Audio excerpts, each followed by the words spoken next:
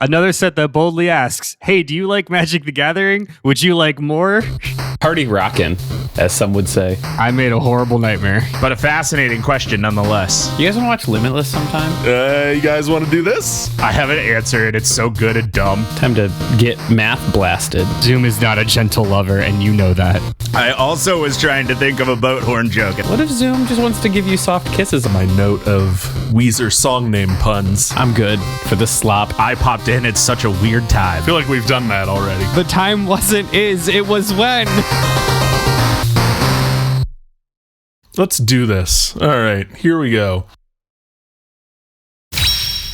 Hello, and welcome to Debate This, the show where no one is right, but someone is definitely wrong. In this show, we take time out of our busy adult lives to talk about comic books, video games, and how space cops are still cops, making Lantern a cop show. Lantern's cop show. Is it a hot take that show looks cool? I think it looks cool. I mean, Or is it just because I'm pushing 40? Is that why it looks cool? Yeah, it's a little column A, a little column B, probably. Sure. Yeah, that's fair. I think the thing is that they're showing just enough to be like, okay, cool, it's a detective show, but not enough to give you any actual grasp of what the plot is. Yeah. And I've got a feeling it's going to take a weird turn. That it's going to be one of those things like a Jimmy Gunn artistic exposition that some people are going to be like, what a revolutionary way to do it. And some people are going to be like, why? Make a big hammer out of green ring. I was gonna say the opposite, where it'll start out kind of like She-Hulk, where like, oh, what like a unique take on a comic book show, and then the last episode, it's just a fucking and then the last two episodes will be different colored beams. Exactly. Yellow beam versus green beam. I do fear that the thing hidden behind door number 2 in the comic book show is a comic book show. Yeah. Right. Yeah. Yeah. I thought of this bit, I did find myself wondering, wait, is this show out, and does it somehow in the first episode do a give it away? We're a cop show that's gonna talk about the problems of cops, and if I'm wrong, then I'm wrong, because that's what happens. So guys, a glab. Nice. Hey, good. Great. So guys, it has been 3 years since our last Magic the Gathering flavor text. Wow. 3.5. I can't believe it's been 3 years since the four of us talked about collective card game Magic the Gathering. 3.5 years since could have been many changes since the four of us together have talked about Magic. Not once at all in the intervening years. Listeners, it is time for another flavor text. This one today has been commissioned by friend of the show and frequenter of our local Magic the Gathering pre-release events, Cyberus, in our Discord. So you can commission your own flavor text by joining our Patreon for $60. That's right, gang. We are doing Magic the Gathering lore part 4 today. Wow. Look at us. Thanks, Matt. Who'd have thought? No, well, not us. Not us. Literally not the us. four of us. Literally, Matt today reported that he listened to our last Magic the Gathering flavor text, which ended with all of us saying, with the three of them saying, I'm not, this sounds great. I'm not going to play this game because it's dangerous to my mental and financial well-being. So what you're saying is, at this rate, in 3 years, we'll be doing a Warhammer Part 3 after having just grinded out a regional tournament. Yeah, honestly, that's not impossible. I will be surrounded by paint paint and magnifying glasses, and instead of stacks and stacks of unsorted Magic cards. Todd will have gone into debt because he's got boxes of unpainted towel. God, me in my one-bedroom apartment because my marriage will be in shambles. Well, that was also implied. Yeah, that's implied. Prerequisite. Sure. Yeah, it has been 3 years since we have done this. Boy, this what a flavor 3 years text, it's been. and what a 3 years it's been. both for our personal journeys playing the game and the lore. So we're gonna get into it and have a good old time. Kyle, do you want to ask us if we've heard about this property before? No, Well, he's got to do the can't do it. nickname bit first. We're not even there yet. Hold on. Oh, I'm so sorry. Yeah. So I am joined for this flavor text today by Todd, Adventures in the Forgotten Realms, Thomas, Andrew, Final Fantasy, Henderson, and Matt, Duskmorn and Shadows over Innistrad, and the other one, Midnight Hunt, Cole. Yeah, not so much Shadows, but Midnight Hunt for sure. Yeah. The bad one. Yeah, the bad one. With my real human eyes, I saw my good friend Matt Cole spend not much money for many packs of cards from that set at a trade show. Too much money for that set. Hey, who No, else the in this right room amount. has bought Midnight Hunt collector boosters? Just me? Just Matt. Literally you and Moist Critical. You're the only two people that ever have. So guys, in the last 3 years, what do you know about Magic the Gathering? What have you done to participate in this collectible card game that you all swore you weren't Yeah, going to Todd, go play ahead. 3 years ago? I think it's only fair you go first. A couple things, highs and lows, real quick. Highs, me and the other 3 hosts and a number of our friends get a cabin and play Magic the Gathering for a full weekend every year now. And we're approaching our 3rd year of doing this. I won the Kind title of our draft 4th. last year. What? Yeah. Kind of our 4th. Oh my god, it is going to be the 4th. Jesus Christ. That's the high. That's really wonderful. The low is now we all play Magic the Gathering a lot. Every time I tell my wife I'm going to get a pre-release event, she goes, I think you got all the cards already. I'll be like, yeah, there's a new set coming out. She's like, yeah, I think they're actually done. Which just off screen of my camera is just piles of cards. I'm unwell. Yeah, man. It's not Send great help. out here. Yeah. Let me see if I can get my... Oh no. There's 4 bulk boxes there in the corner. Yeah. I've only got 1 land on my desk, but that's because all my piles are in the living room right now. Yeah, I sorted Yeah. my rares earlier. I was going to tell you, Matt, I found some Prismari horses for you. I don't need more Is It horse. Hell yeah. God. Okay.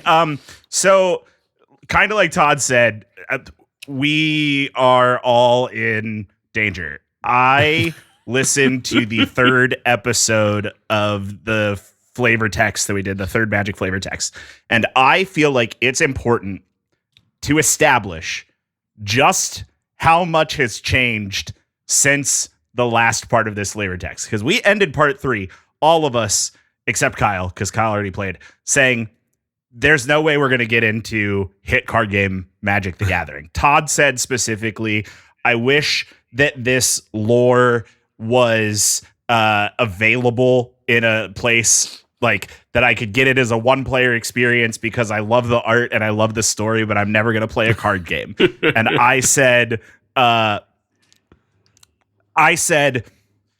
yeah, man, I am never going to be interested in a card game for the story. I'm really just not like a big TCG guy.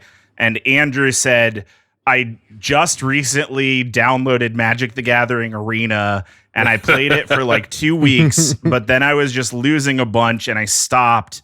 And I just wish that there was like a 1-player campaign way to enjoy this story. That if you downloaded all of these episodes, the psychic and you're listening damage to you them just in dealt quick to succession. Andrew. My heart hurts. Yeah. I now have Go ahead, sorry. 13 commander decks, 2 standard decks, multiple 5,000 capacity boxes of cards that are full. I think about the Magic lore more than I care to admit, and I don't really know what happened. It just is this way. You got your first taste. Honestly, like Yeah. we've all talked about this a bunch, but I was a big card game kid I was really into Yu-Gi-Oh and Pokemon cards for a while, and then I stopped. And I got off the card game sauce, and I said I'm never going back because it turns me into a version of myself that I don't know is sustainable.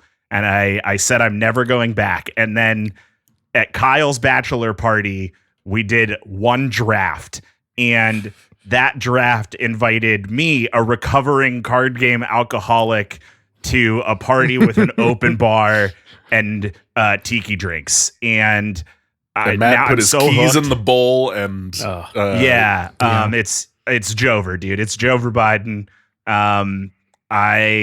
I talk about getting magic tattoos often. I just bought a sticker for my car that says my other ride is the Gitrog monster. Who I am hates who I've become. And also thank you for doing this to me. Oh, I'm so sorry, Matt. I'm in so deep with Magic the Gathering. How deep are you? I'm in so deep to Magic the Gathering that 80% of my media diet is watching people play Magic the Gathering. I'm into Magic the Gathering so deep that I've listened to most of the Magic lore podcasts that we're going to talk about today. I'm into Magic the Gathering so deep that I've already gone through the entire circle of getting interested in it, learning the game, getting really into it, grinding, and I'm so into it that I'm actually sick of it. I'm actually at the point where I'm already wishing Magic went back to the way it was. It's also because I'm pushing 40. It's also there's that. Yeah. All right. I'm glad we got that out. Are we all happy to be here? I think we all needed this. Yeah, we all please. Need this.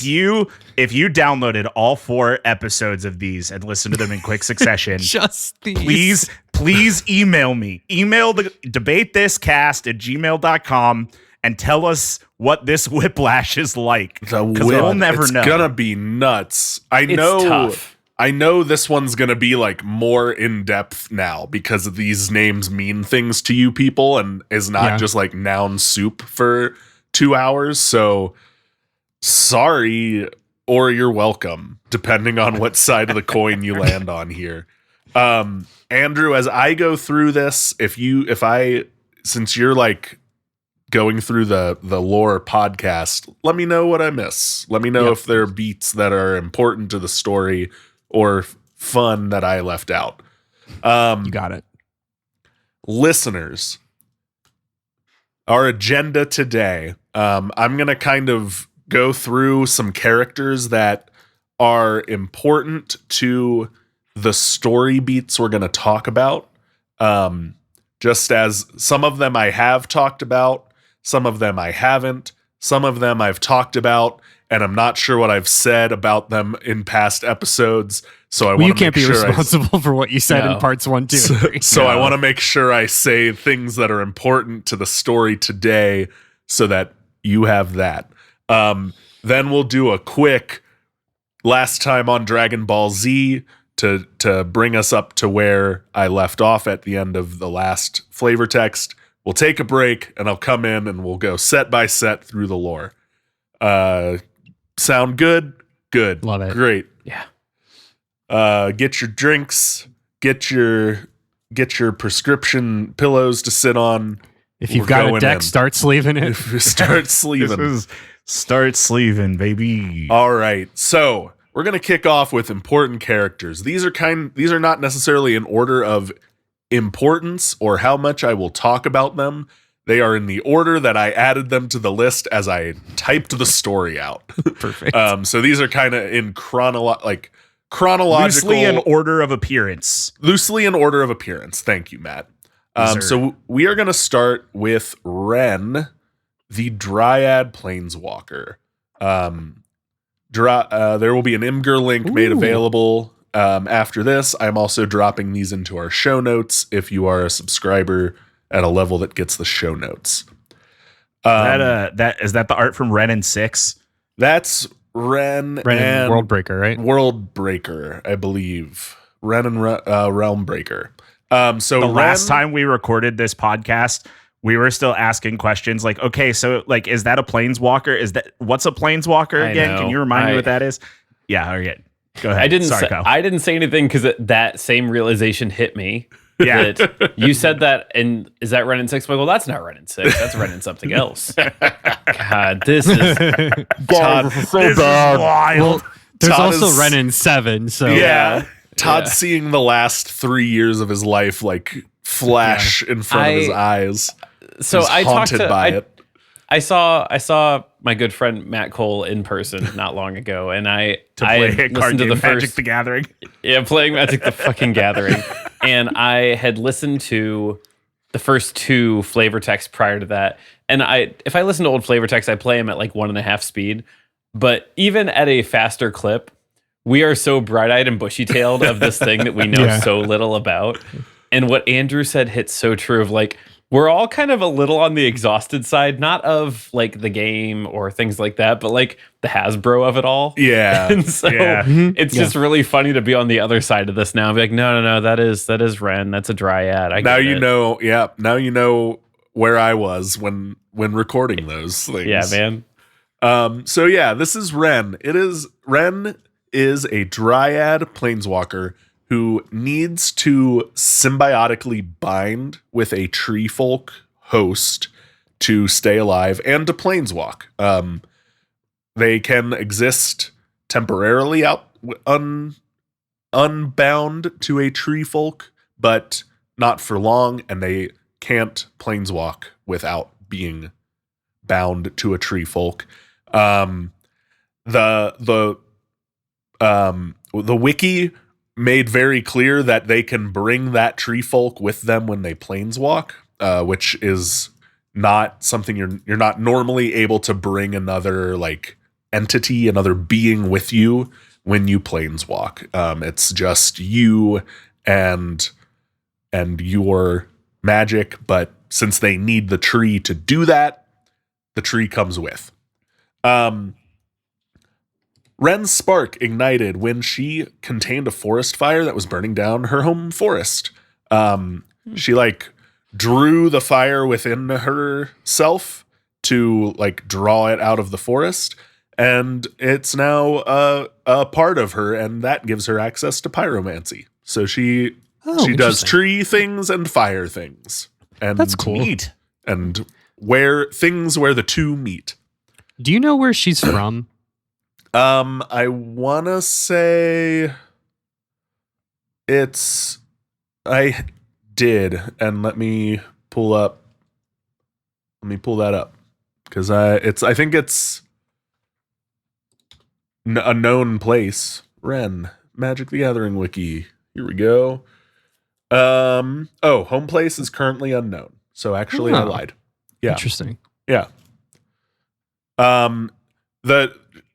She talks to the trees when she binds with them. The trees name themselves by number. As part of the conversation, she's like, "You're the nth tree I've bound with. What would you like to be called?" And the tree's like, "Well, I guess I'll be I'll be 6." Pretty uninspired twist. Yeah. I do like you're the nth tree that I've bonded with, spelled ENTH. Good. Yeah, Good. It's good. Yeah. Ren doesn't appear much after the beginning of the story, the wrap up from last episode, but she's very important to that. So that's Ren. This brings us to Oko. Stupid sexy Oko. God, stupid sexy Oko. Oko is kind of a through line for this next, at least this middle arc of this first arc of the like new story we're telling. Oko is a trickster fae, a fairy planeswalker from Eldraine. No, I'm sorry, from Shadowmoor. Made by Una, the fairy leader on Shadowmoor. He gained his spark and immediately was like, "I'm out. I'm gonna go Bye. go do what I want, pull pranks, and be horny across the multiverse." And no one else. so No one he else did. no one else in Lorwyn looks like a human, so I'm out. Yeah. Bye. Oko is kind of an anti-villain type. He does what he wants. And he's not necessarily a bad a maligned person, but he runs in conflict with our protagonists often.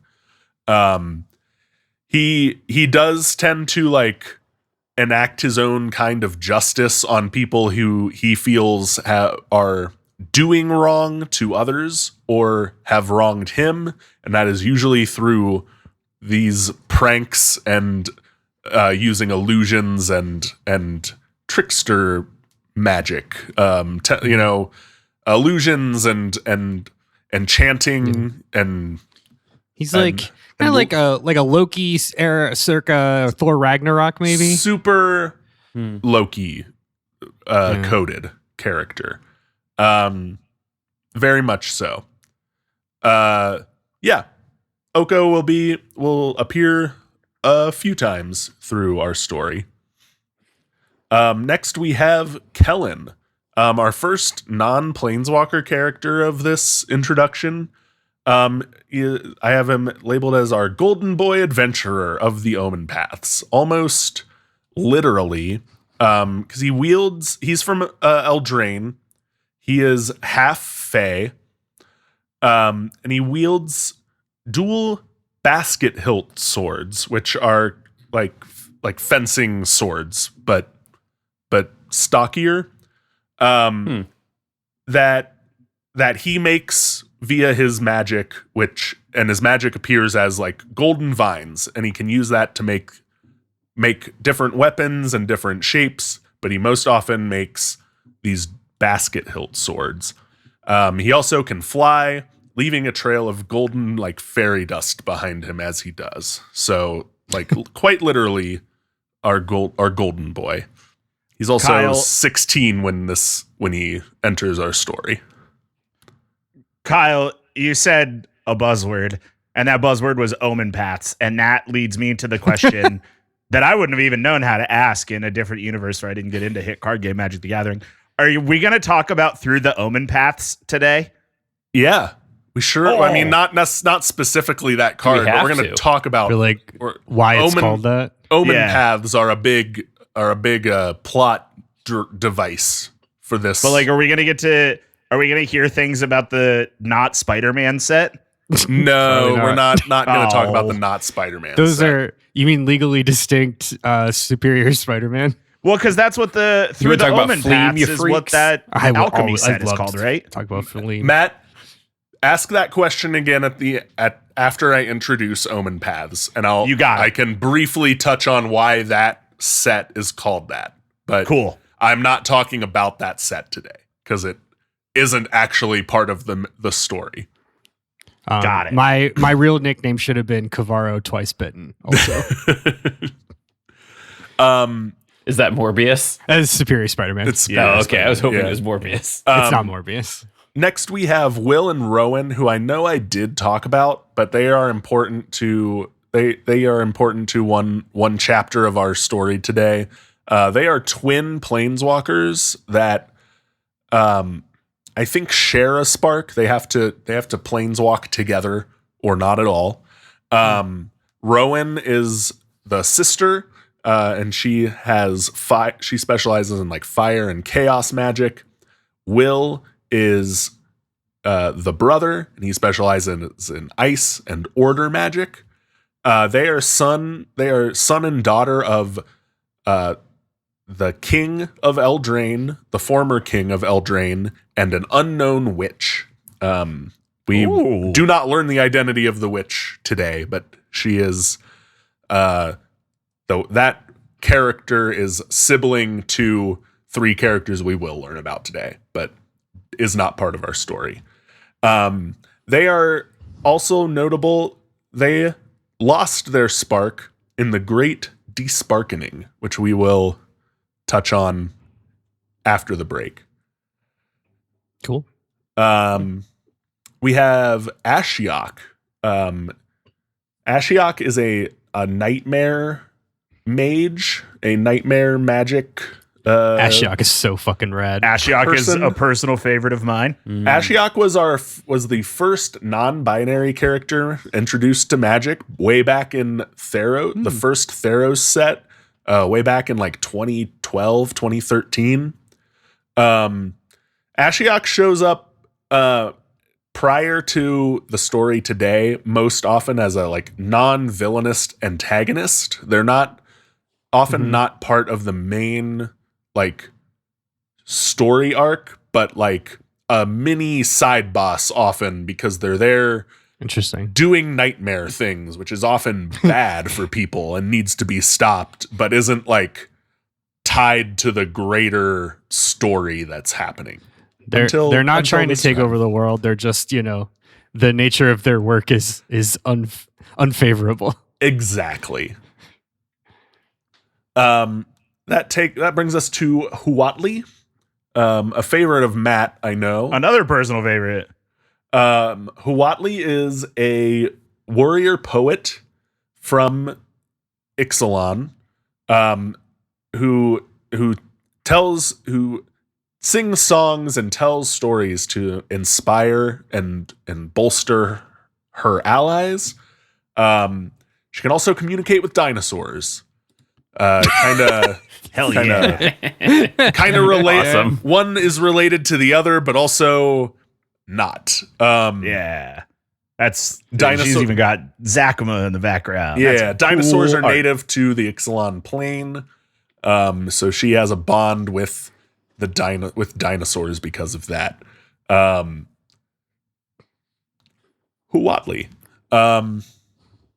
It's the dinosaur that says Alan, except for it says Huatli. I think I've talked about Vraska in the past as well. Vraska is a Gorgon planeswalker from Ravnica. A member of the Golgari Guild on Ravnica, the like green and black aligned recycling and scavenging guild of the plane. She's the current love interest of Jace. She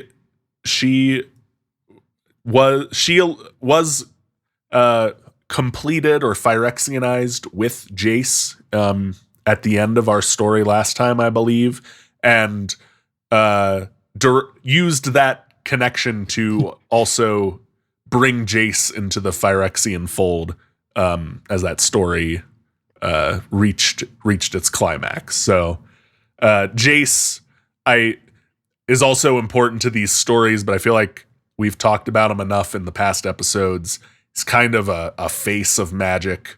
I don't need to talk about Jace, but he's a telepath, blue mage telepath who exists on both sides of the morality spectrum across the history of magic. Tamio is a moonfolk planeswalker, a Soratami planeswalker from Kamigawa, who specializes in story magic. That's kind of where they settled on what to call the kind of magic she does. She records stories and information from different planes, and there is power kind of held in those stories. It's like, what if a bard was a huge nerd also? What if a bard was also a huge nerd? She is important in that she is the first planeswalker that was completed by the Phyrexians, that was like fully corrupted, and kept their planeswalker spark by the Phyrexians. She dies in the story where the story wrapped up last time. She died at the climax of that, and her death was deeply personal and affected many of the main characters in the story. So she comes back up. She pops back up as kind of an echo in one or two of these stories. Our last planeswalker that I want to talk about is Kaito Shizuki. He's a ninja, telepathic cyber ninja from Kamigawa.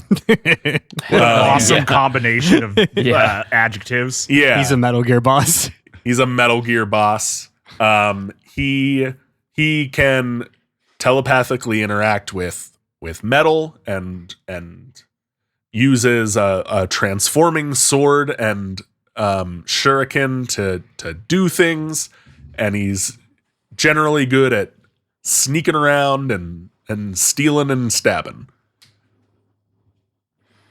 I see someone's addition here afterwards. I don't know why. What was that? I'm gonna wait because we actually it's a reveal later on, so I'm not gonna mention that yet, and instead dive into our where we left off last time, where we meet our heroes in the story. So at the end of our last flavor text, where magic was at, we were finishing up.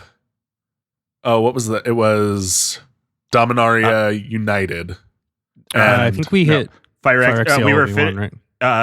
Phyrexia All Will Be One came out 3 days after the episode did. Okay, so I wasn't sure where, but Phyrexia All Will Be One, I think we touched on a little bit, but hadn't gotten everything about.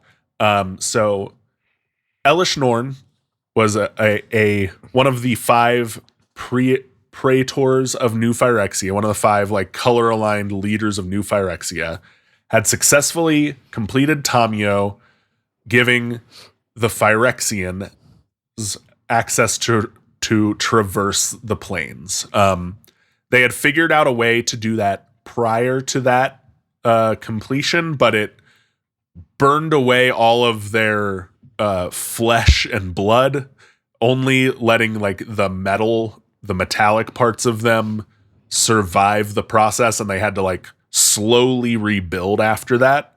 And this lets them, once they get a planeswalker, they're just like able to do it. This explains why we needed a couple sets to get here. Yeah, exactly. Yeah. We also had Teferi, our kind of heroic time mage, had gone back in time to the Brothers' War, a big a big event on Dominaria between brothers Urza and Mishra.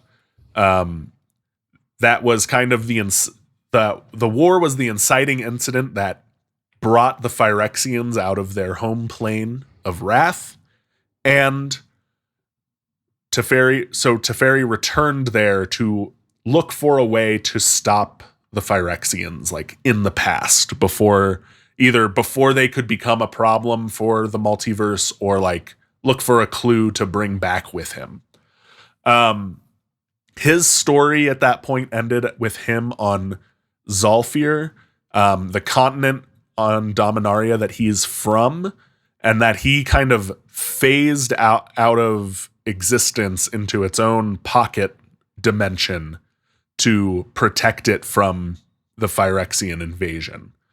And he, upon arriving there, learns that they've just been existing and preparing to fight the Phyrexians for the millennia between. They have just been spending thousands of years like, yeah, someday we're gonna come back to fight the Phyrexians, and we're gonna be so goddamn ready. Which honestly rips. Yeah. Like, it's way cooler that was it, and not, we just like thought we were good, but that they were in fact like, no, we will spend the next generations preparing for war. I don't think that they experienced like the intervening time at the same rate everyone else did, because he goes back and like meets his kids that he hadn't really gotten to see, and like sees his wife and family again. Like they're all there chilling, even though to him thousands and thousands of he years went through passed. interstellar time. Yeah. It does feel to me though Teferi could have just gone back in time to when Elishnorn was a baby and just did one of those. One of those is the best way to say. Did one of those. There's probably some throwaway joke as to why they didn't, but maybe not. I mean, this would have come out around a little after Endgame because it's obviously heavily inspired by Endgame, so I'm sure somebody made that joke at some point. Right. So the other thing the Phyrexians did was they had stole a seed from the world tree on Kaldheim. On Kaldheim, the world tree kind of connects the realm of mortals and the realm of gods. Heavily inspired by like Viking mythology. They stole a seed from that tree and are doing some dark science magic to combine that with Tamio's Planeswalker Spark to create a way to invade multiple planes at once. That is where the story ended as of last Magic the Gathering flavor text.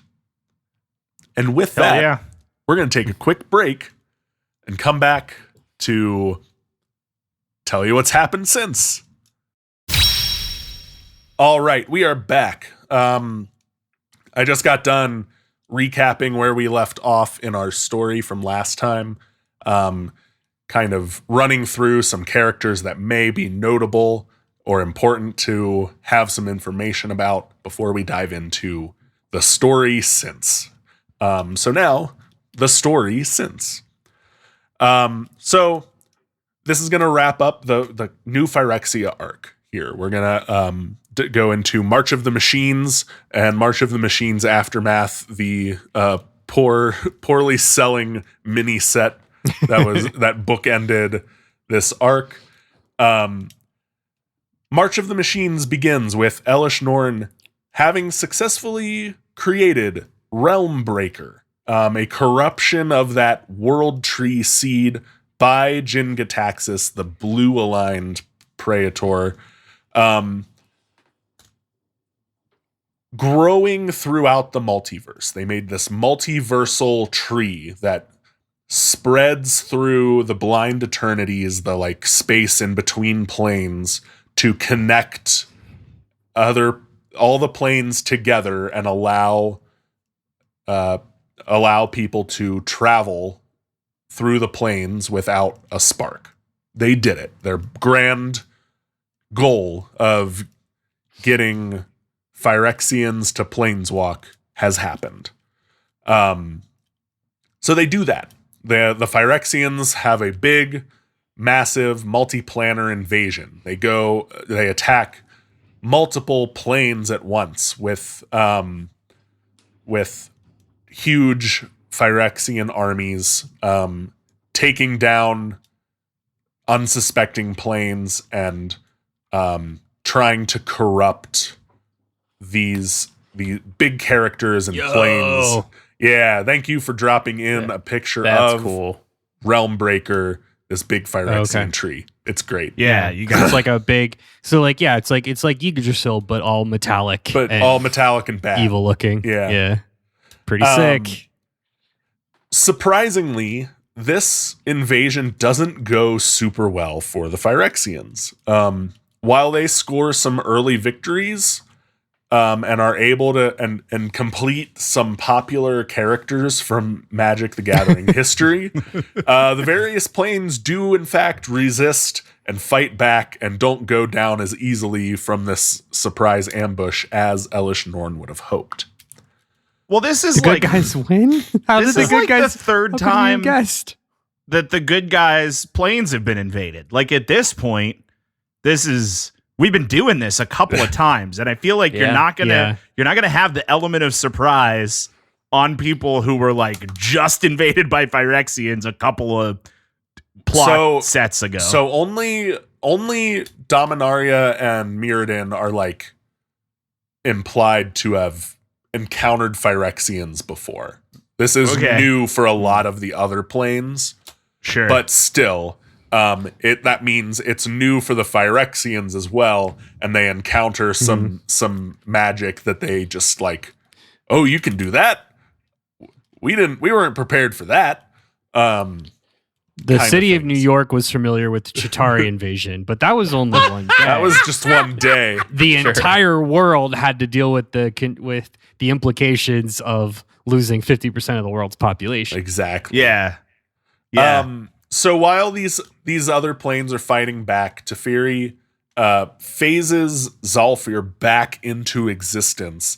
This time on top of New Phyrexia instead of like returning it to where it was in Dominaria, because thousands of years have passed there. That kind of crater had filled in. So he crashes his home literally into New Phyrexia. He literally fucking does the like Doctor Strange opens a portal and all the Avengers come out. It's great. It's so obviously Endgame. It's really it funny. Is. It super kind of is. It super is. The like I said, the Zalfirians have been like training and preparing for this fight for a long time. So they come out just like Andrew said, like hop out of the portals, ready to go on your left, and just like kind of get the Phyrexians from behind and turn the tide of this war. This allows Elspeth, the like light magic turned angel, and Karn, our metal golem made by Urza. They're able to kill Elish Norn. And much like every alien race that's ever tried to invade Earth, with their leader taken out, all the Phyrexians follow. They lose on every plane quite easily, and the invasion is stopped. One set after it is launched. And Magic fans loved that. Yeah, I mean this story and this whole set is definitely like infamous. I think I like my takeaway of this is I kind of defend the writers because I don't know how you do this well. Yeah, like, I agree. The setup, I mean, this is like 2 years of sets in the making. Like, it's such a cool ramp up, and like every set it's like, oh, so and so is completed and we've got this thing, and like this huge plan is finally coming together. But like, how do you, like, comic book writers have answered this for years, which is like, oh, we just reset the universe, like fuck it. Like, unless you do a Secret Wars level thing where it's like, okay, all of the characters that you know and love are dead. All of the characters on the cover of our Hasbro investor relations reports are now dead. And or it was either this, like we wrap it all up in one set, or it's, sorry, all your favorite characters are evil now, and you're going to have to deal with that for 2 years while we tell you the long story of resetting it. Exactly. And famously, as we know, everyone loved when Captain America was a sleeper Hydra agent. People loved that. For like an issue and a half, I think it was too. Like, it was not long. So Kyle, real quick before you keep going, a question that I feel like I asked 3 flavor texts ago. At this point, where is most of the lore coming from to the fan base? Like, is it just flavor text on cards? Is it novels? Is it articles online? Like, where is this story being told at this point? Thank you, Matt. There's a couple places. The first is cards. They do they've been much more deliberately putting giant story moments on the cards and like surrounding context in flavor text on other cards to kind of like give you the pieces to start to be like, okay, where did this giant twisted metal tree come from? And then the other places are the podcast Andrew mentioned, is they put out an official Magic lore podcast and an official Magic story article. I think once a week there's a new entry into that. There's like episodes, yeah. That is sometimes directly like, here are the heroes you care about, and then sometimes it is like a third person point of view of like, I'm random peasant on this plane. Sure. Holy shit, that's Jace, the Mind Sculptor. Like, so those are the kind of main ways they put it out. They stopped doing the novels a while ago because they weren't selling. The comic book deals they tried were mixed. Although we did get a novel with Strixhaven. It wasn't by Wizards, but there is a novel, but it's like very much a contained thing. They put out novels sometimes. They'll sometimes put it in like, you'll get information in supplemental projects. Like I think there was the Strixhaven D&D book had additional lore for things like this and stuff. But the main ways are those. I will like give, again, not to give Hasbro too much credit here, but the Wizards story team does a really good job with the lore, with the story stuff. I think they're all written very different. Like each set is kind of written a little bit differently, but they're all very narrative, which I like a lot. Like Strixhaven, for example, did like a series. Like again, it's like Kyle said, I think that perfectly encapsulates. It's not like here are all the plot points from A to B to C to D.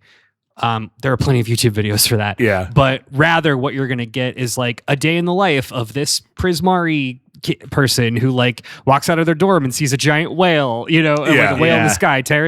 Like it does a really good job of kind of a lot of the stuff that we always criticize Star Wars and Magic or Marvel for not doing, which is like, give me those like man on the street level stories. Yeah. Mm-hmm. They do a good job of like showing and not telling everything.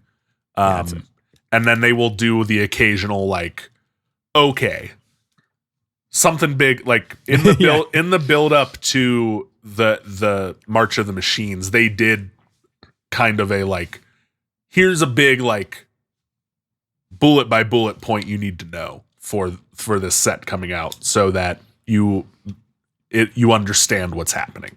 But it's mostly their website and the cards themselves and like the books that come in like pre-release kits and stuff have lore in them as well. So you got to piece it together from all over. So yeah, they did it. They killed Elish Norn. I've got an image here of Karn holding up Elish Norn's decapitated head in victory. You sure do. This is great. Yeah, because that's definitely worth putting some great art here. So Teferi, with the help of Ren, as Zalfir kind of settles back into existence in like the greater multiverse, are able to replace are able to switch Zalfir with New Phyrexia, effectively putting any remaining Phyrexians in their own pocket dimension, their own pocket space away from the rest of the multiverse. They seal them away in the big glass shatter piece, like in Superman. Exactly like in Superman. Exactly like Superman. It's like what Zod. What is that called? The Phantom Zone. You know when he's the Phantom Zone. They seal them in the Phantom Zone. Except there are planes literally littered with dead Phyrexian armies and totally there are Phyrexians that totally still exist in this pocket plane and can do what they want, but it's fine. We don't need to worry about them anymore. It's probably fine and not a problem. Yeah, solving the corpses problem of the techno zombies. The corpses of the techno zombies certainly won't be a problem. Yeah. March of the Machines Aftermath happens. It's mostly the lore here is mostly like planes, like our main planeswalkers kind of going back home and like seeing the effects of the invasion and having their like I gotta do better superhero moment. There's no plot that drives forward. It's just kind of a nice bookend to this story of like war is hell, isn't it? Toys is hell. Toys is hell. Boys is hell. So this brings us to what Wizards of the Coast is calling the Omen Path era. The multiverse saga. The multiverse saga. That's right. That's right, Matt. So the lasting effect of this invasion is that now all of the planes are connected by these Madam Web's web. By Madam Web's web. They are all connected by omen paths left by the tendrils of Realmbreaker. So on each plane, some omen paths are more apparent and easy to find than others, but every plane now has at least one omen path that lets anyone who finds it and goes into it travel somewhere else in the multiverse. You don't always know where you're going to go. Some of the more central ones, people know how those work and where those will spit you out, but there are hidden ones that you could go in and end up in an entirely new place. So that's our big driving plot device for this next arc of the story. Mm-hmm. And much like the Multiverse Saga, most of what happens is its own thing and doesn't matter. It doesn't matter, except there's one plot point to drive the bigger arc forward. Yeah, the post-credit scenes. The post-credit scenes. Yeah. So this kicks off with Wilds of Eldraine, our Return to Eldraine set, which is we enter the story with the entire plane under the effect of what is called the Wicked Slumber. This is the Wicked Slumber was caused by a powerful Fey mage named Talion,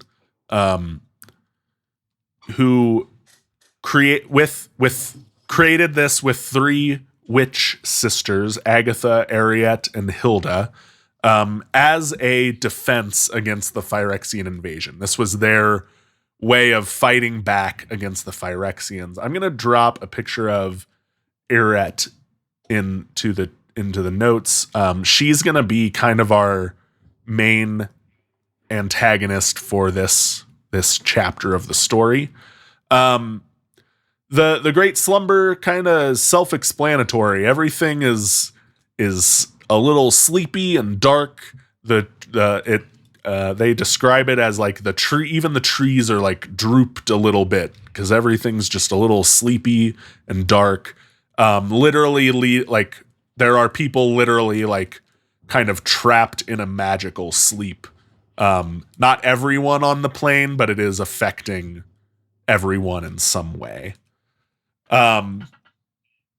This is, and again, it was originally, they fired up this curse as a defense mechanism, and now it's being kept going by Ariette as kind of a means of control, a way to put her kind of on top of things on Eldraine. This is where we meet Kellen, our magical golden boy, who on his 16th birthday kind of receives his great call to adventure and is kind of like summoned to Talion, who charges him with the mission of ending the Wicked Slumber, finding these three witches and ending the wicked slumber. Not telling him that he is also one of the people who helped cause it, but he doesn't like that it's out of his control now. He wants it to end. He never intended it to be this like permanent thing, and sends Kellen off on this mission. Kellen teams up with a character named Ruby, who is like in this fantasy world of Eldraine, in this fairy tale world of Eldraine, is our Red Riding Hood, like insert character. And they go out and they take out these witches one at a time. They push Agatha into her cauldron. Agatha's like her soul cauldron. Agatha's the like Hansel and Gretel witch insert here, and they push her into her cauldron and killing her. They climb a beanstalk to confront Hilda, who is our like ice queen witch of this world. Hilda's cool. Hilda's very cool. They just kind of talk Hilda down. Hilda they beats them in combat, and like seeing them frozen and defeated is kind of like, oh, I never wanted to be this bad witch. I just wanted to do cool ice stuff. She's frozen. She's frozen. She's Elsa from Frozen. She's Elsa. I couldn't think of Elsa. Just like, Elsa Frozen. And so moving on to their third witch, they go to confront Ariette and are captured by Rowan, our fire half of the planeswalking twins, our fire and chaos twin here. Ashiok is also on the plane. There, when we are introduced to them, why they're on the plane, it's just like all these people are sleeping. There's all these tasty dreams for me to eat. All the that's such a good reason for Ashiok to be there. I kind of love that. Totally not doing anything else, just innocently harvesting the dreams of all these sleeping people. Which we do find out they are there working with Ariette to keep the slumber going, so there is no shortage of dreams for them to eat.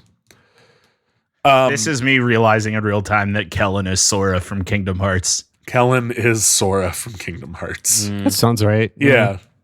So Will and Rowan are our protagonists of the story. They have lost their spark in the desparkening. So part of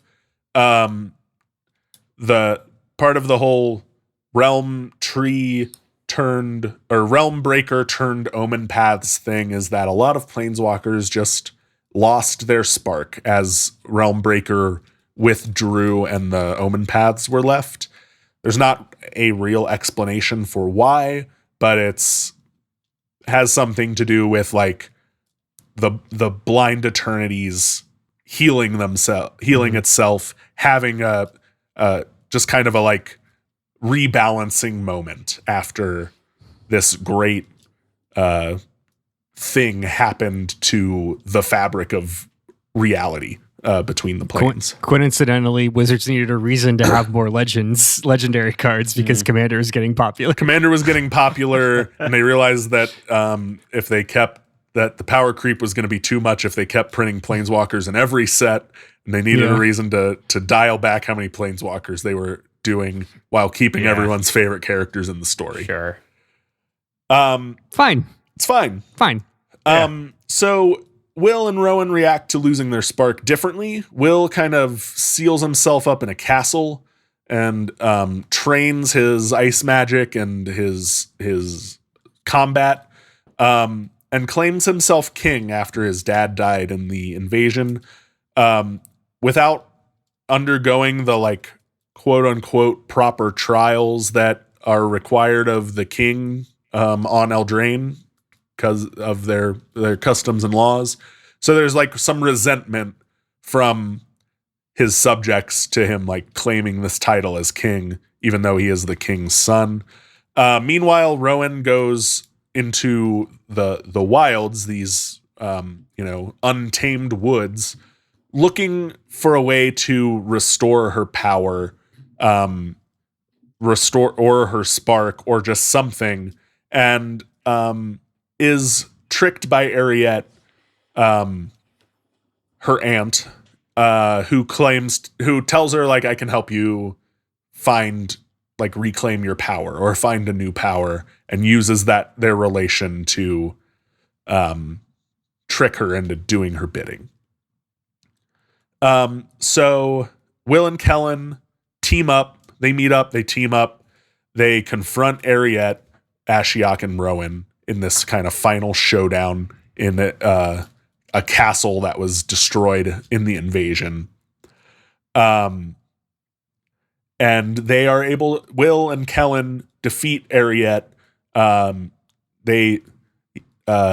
Will shoots an ice blast at Ashiok. Ashiok planeswalks away to not get blasted by more ice. And that leaves Ariette with weakened enough that her charm magic, her kind of mind control magic, weakens, and the spell wears off. The wicked slumber ends, and our heroes imprison her at knife point. Rowan retreats. Rowan doesn't stick around to get forgiveness from her brother. She wants to stay free and find a way to restore her power, so she retreats into the wilds and is probably on a path to become a witch of her own that will be a antagonist later on in the story. The next time we return to Eldraine. Kellen goes back home and asks his mom finally, like, hey, I'm different. I'm seemingly half I leave a trail of gold powder everywhere I go. Who's my dad? And his mom says, oh, it's this fairy I once knew named Oko. Boy. He's stupid and sexy. He's stupid and sexy, and mentioned being able to travel to other worlds, and now that seems like a thing you can do. So go find him, and he does. He steps into an omen path, off onto an adventure of his own. And where does he end up? But our next plane, our next chapter of the story on Ixalan. For Lost Caverns of Ixalan. Bigger, better, dinosaurs. Ixalan is our dinosaur and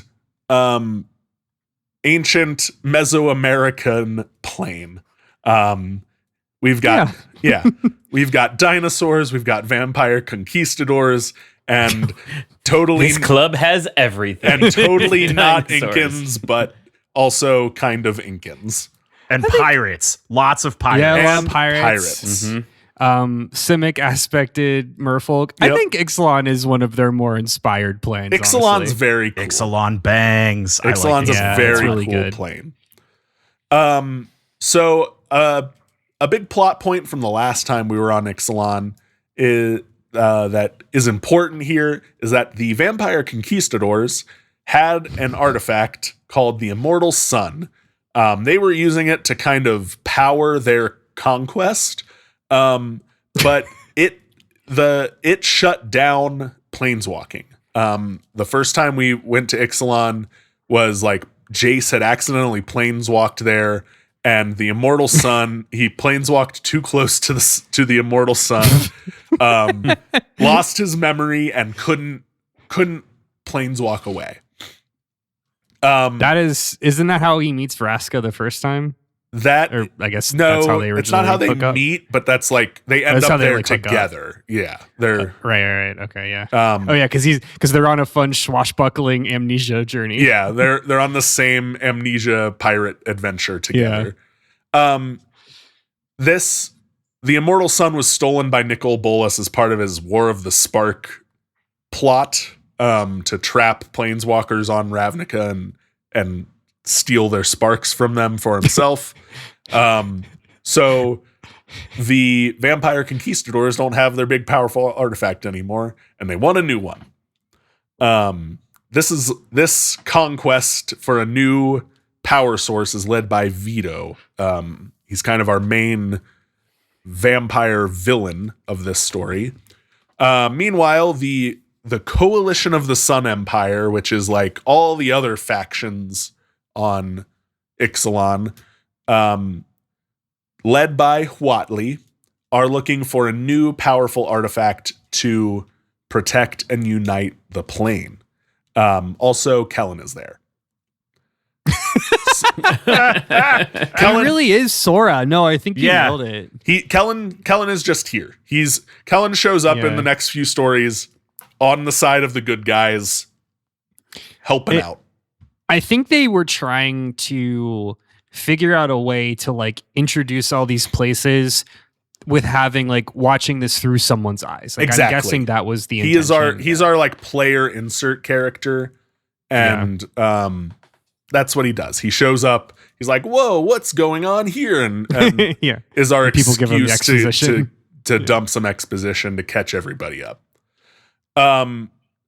Surprise, surprise! The vampires and the Sun Empire are looking for the same thing, the same powerful artifact. And in their search, both factions come into conflict with the Malamet, cat people who are like resistant to magic. They're magic resistance. And they sentence any trespassers to quote unquote the sand, which is like a big desert that they inhabit, but covers a magical portal that goes deeper into Ixalan. We end up in the hollow center of Ixalan by the end of this story, by the way. We literally do a like journey to the center of the earth plot on Ixalan. Hell yeah.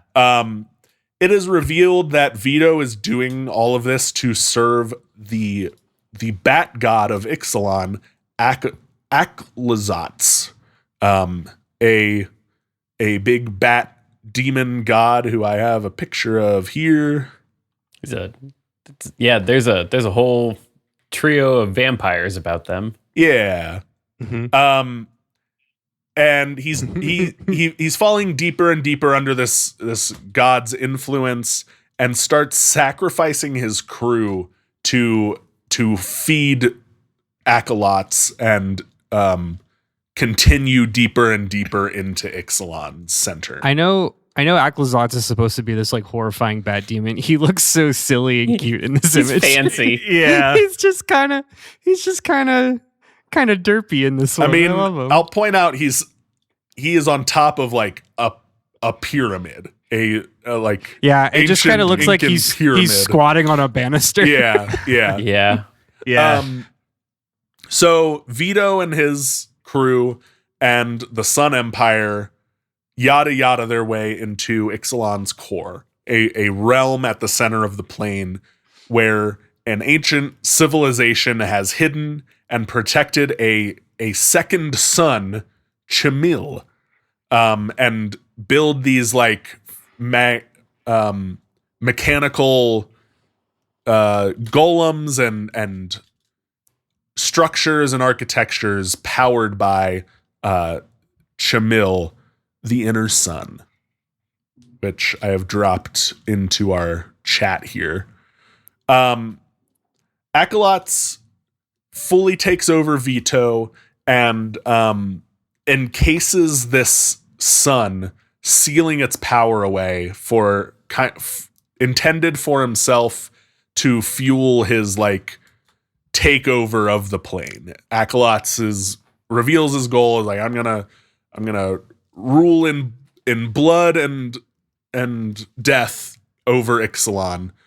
And then Huatli kills Vito, stopping acolytes Vito hosting acolytes, stopping him from genociding all of Ixalan. However, it leaves this sun still caged up, sealed away, which probably is bad. probably has negative repercussions. Seems not great for the plane Not of ideal. Ixalan. No. But that's all we're gonna learn about it for now until we go back next. We'll see what bad Until we come repercussions. back. Until We'll see what bad repercussions we have next time we go to. We'll see if go we to ever. Ixalan. We'll see if we ever see Charlize Theron again or not. Man, I can't wait to go back to Ixalan. So many new dinosaurs. Yeah. so- Maybe. What if the sun is making dinosaurs and there are no new dinosaurs because it's sealed away, Matt? Man, What if they went back to Ixalan and there were no new dinosaurs, Kyle, people would riot. It's me, Chameel- I'm people, but people would riot. Chameel frees itself from its cage, but it just becomes one big meteor and strikes into the center of the planet, and specifically only kills the dinosaurs. Only kills there. the dinosaurs. Yeah. This takes us. And Kellen goes into another omen path to Yeah, go Kellen to leaves. our next story, which happens on Ravnica in Murders at Karlov Manor. Murders of Karlov Manor is our most hat set. I think Pretty addy. the set that boldly asks, "Hey, do you like Magic the Gathering? Here's a set of it." I was gonna say a set that says, "Hey, do you guys remember that board game Clue?" Yeah, they totally rough. did a Clue tie-in with this set, Matt. You're gonna talk about it, like the set itself, but is this where the surveil lands came Yeah, from? This is where the right? 'Cause, surveil like, lands came it's from. the whole bit that like you play a land, lets you surveil one. Yep. Yeah. So this And the is freaks eat that shit up. this story. This whole set. You feel called out. Time out. You feel called out, Andrew? Was that face? Hey, Listen, Kyle and I both bought boxes of I this set bought a to get box of this surveillance. set to get I know you surveillance. did. I bought I'm not a lot of ashamed. this set as packs. Yeah. Yeah. So this set was pitched as the murder mystery magic set.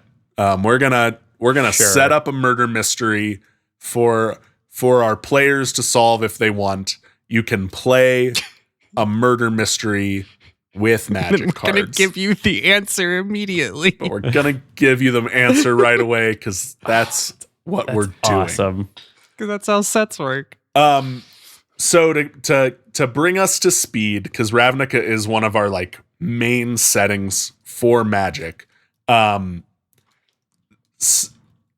There are more omen paths here than on some other planes, and we got more information about how this plane was how Ravnica was affected by the Phyrexian invasion. Some notable points being the Golgari, Veraska's home, Veraska's, what's the word? Guild. The Golgari were mostly completed, brought into the Phyrexian fold, and then wiped out when the Phyrexians were defeated. There's only a handful of Golgari left.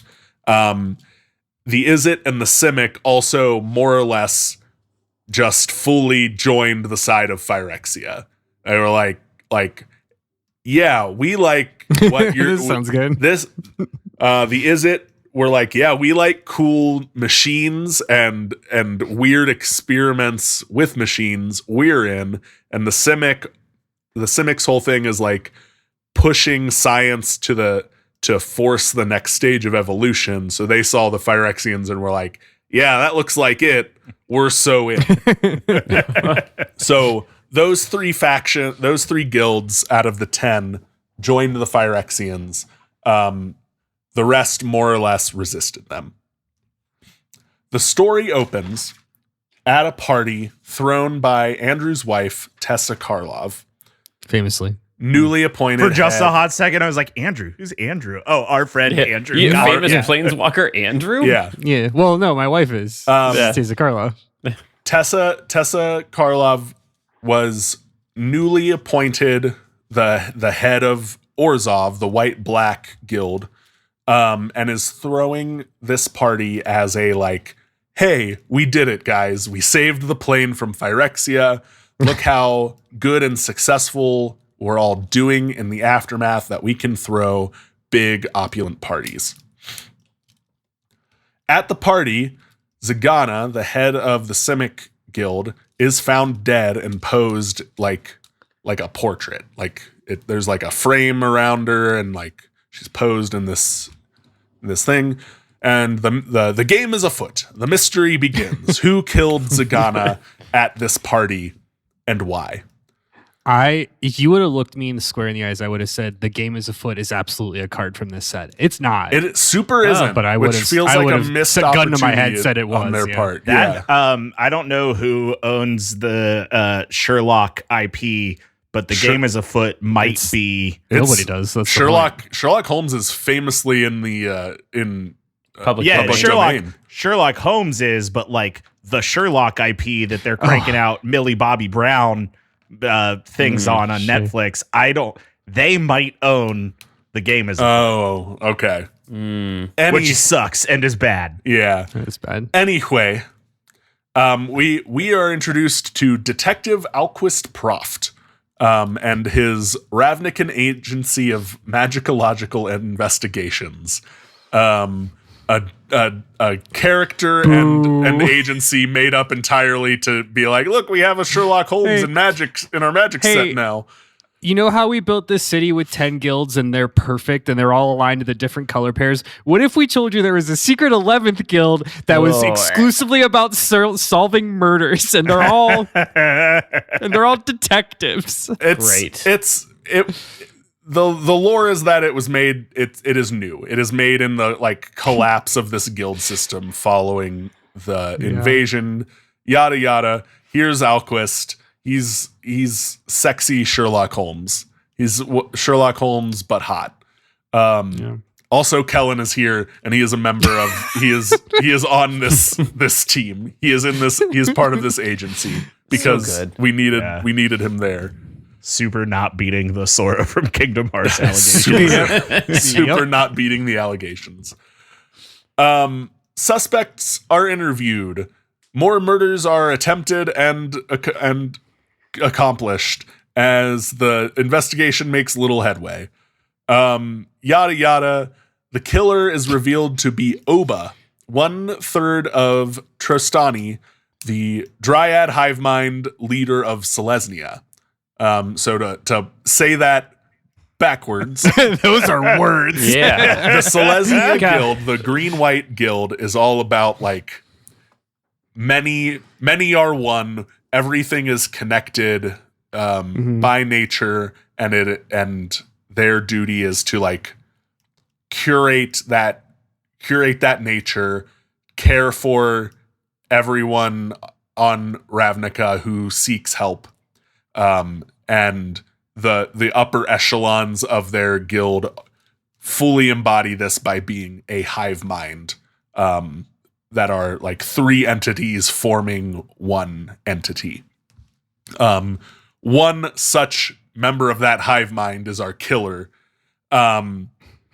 who is killing people that she believed to be traitors to Ravnica in the invasion. So Zagana is was the head of the Simic Guild, which, as I mentioned, teamed up with the Phyrexians.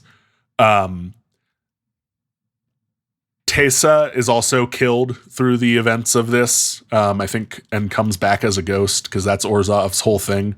But she was Oba believed that she was selling secrets to the Phyrexians in the run up to the invasion. Turns out she was Tessa was was acting as a double agent, was selling them bad information to get information to help save them. I think there was an attempt on an Izzet guild member. Who cares? Yada yada. It's a lot of who cares. Oba is stopped, but claims to have been brainwashed claims that someone hacked the hive mind basically and controlled her, brainwashed her, led her to believe this false information, implying that the real perpetrator might still be at large. Yay. We move on. We did it. We did it. Kellen enters an omen path and Plains walks away. 2, Thunder Junction. This brings us to Outlaws of Thunder Junction, another favorite set of Matt's. Another hat. I love this set. It was a good set. I'm an OTJ defender. It's a fun set. Man, same. Outlaws of Thunder Junction is our Wild Wild West set. It's our what if Magic had cowboys and Boy, what if it did? What if it did? It's also this is a set. Kellen meets his dad. Kellen finally meets his dad in this set. So Thunder Junction was a plane that was completely uninhabited by like sentient life before the realm breaking, if you will. So as the Omen Paths opened, as the invasion ended, various factions from various planes went there to colonize it. Wizards went out of their way to state that the plane was not populated before the realm breaking, so that they didn't have to deal with any of the uncomfortable assertions that come with the Wild Wild West, i.e. Native Americans and their genocide. There were no indigenous people here, and also all of the white people came here, but just the white people. So don't ask questions. Yes. It's a way to do that, I guess. It is. It's not just white people in Thunder Junction. There's like Campbell. Great. Okay. So some examples of like how the other planes filled in the gaps here. The Riveteers of New Capenna, they're like the builders on New Capenna. They came in and built the trains. The Izzet came in and built communication towers, so forth and so on. It's a Wild West set. Shut up. It is pretty fun, I think. I think it is pretty fun. Matt, that you're not They wrong. brought in all these people from other planes to like populate it. It does feel like they could have put a little bit more into, well, we found a new play box. Everybody's going to go colonize that play box now, but I do think it's fun. It is, it is fun. And I still hold on to the theory that this was intended to be a like commander only location. Oh, sure. And sure. That's why it's so yada-yada'd over the lore of it. It was very much meant to be like, we're going to put all these pieces in our fun Western frontier set so we can take them out of it later, but who cares? Because Oko, our sexy fae trickster anti-hero, is planning a heist. He's still not wearing a shirt. He's No. still Don't worry. not. His vest is wide open. He's very allergic to shirts, is what it is. He breaks out in a rash the minute you try to cover his abs.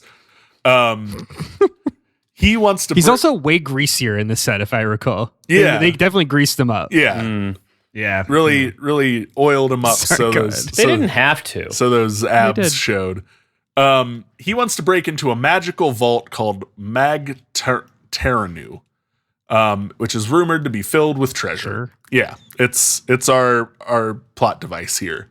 So he puts a team The together. Vault had a name. Yeah, Mag Terranu. You're not gonna like what that.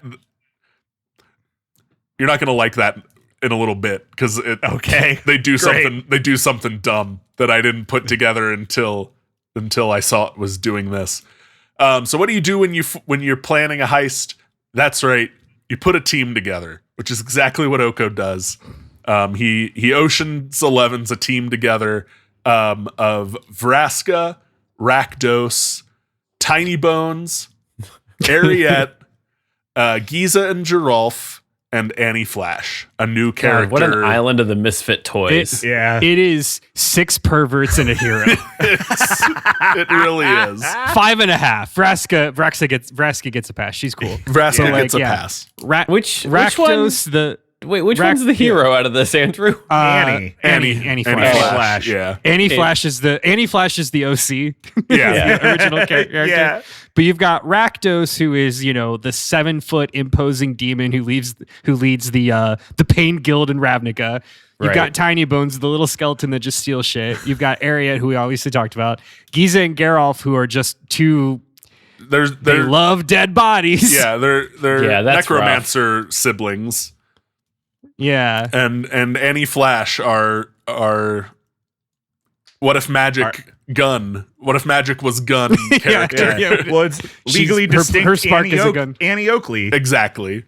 Yeah. Maybe this isn't a great comparison, but I always imagine Tiny Bones as that squirrel from Ice Age, Scrat. Todd, that's really good. I think that's really apt. That's Tiny Bones in my brain. Yeah, he's just really always running away with something held above his head, about as big as he is. Yeah. And he's not that big because he's Tiny Bones. He's a real little skeleton. Bones are tiny. Yada yada. Oko. We learn Oko was hired by Ashiok to heist this vault because Ashiok wants one specific thing out of it. He's kind of caves of wondering Oko into doing this heist for him. It was like, you get me this one thing, you can keep all the treasure, all the other treasure in it. I just want this one thing. Also, Kellen is there and is like, "Hey, Oko, I think you're my dad. Can I join? Can I be in your Ocean's 11 team? Because I think you're my dad." And Oko's like, "I guess, sure." Yeah, man. Heist tomfoolery goes down. They do an Ocean's 11. The vault is guarded by a fire-breathing scorpion dragon who rules over. Looks wild. I've got a picture of him here. Who rules over the town Tarnation, the town built around the vault, Meg Tarnu. That's the stupid thing they did with the name. Okay. They named it that so they could name the town Tarnation, and I hate myself, and now you have to know that too. I have been trying to rearrange the letters of Mag Taranu to figure out, like, what does this spell? And I hadn't gotten anything. So it's not as bad as I thought it was going to be. Also, Cowboy Town named Tarnation is really good. Cowboy Town named Tarnation is really good. I wish they hadn't named the vault Mag Taranu to name the town Tarnation, but here we are. I wish it had just been a thing. Like, I wish it was just like, we're going to call the town Tarnation because it's our cowboy set. Yada yada. There's 6 keys to the vault. The Scorpion Dragon has got 5 that he keeps around his neck. There's 1 left. It's kept by the Sterling Company, the cops in this plane, the law enforcement that has set up shop in this Old West town to help keep the law. So Oko's gang decides 1 key is easier to get from a bunch of cops than 5 keys are from a Scorpion Dragon. And they heist the last key from the Sterling Company with Annie and Ariat running distraction by mind controlling some of the cops and freeing the prisoners they had kept up, which one of which is Kaito. Is it Kaito? Is that who I said earlier? Yeah, Kaito, the ninja. He was one of the prisoners, and he's free now. Oh yeah, he was there too, I guess. Yeah. That'll be important in 2 sets. It'll be important soon. I feel like I know that I don't want to get ahead of what you're doing, but I know that Akul is in the Getaway Glamour art, if that is like if I'm getting ahead of the story. I knew I'd seen the scorpion before. Yeah. A cool shows up a few times.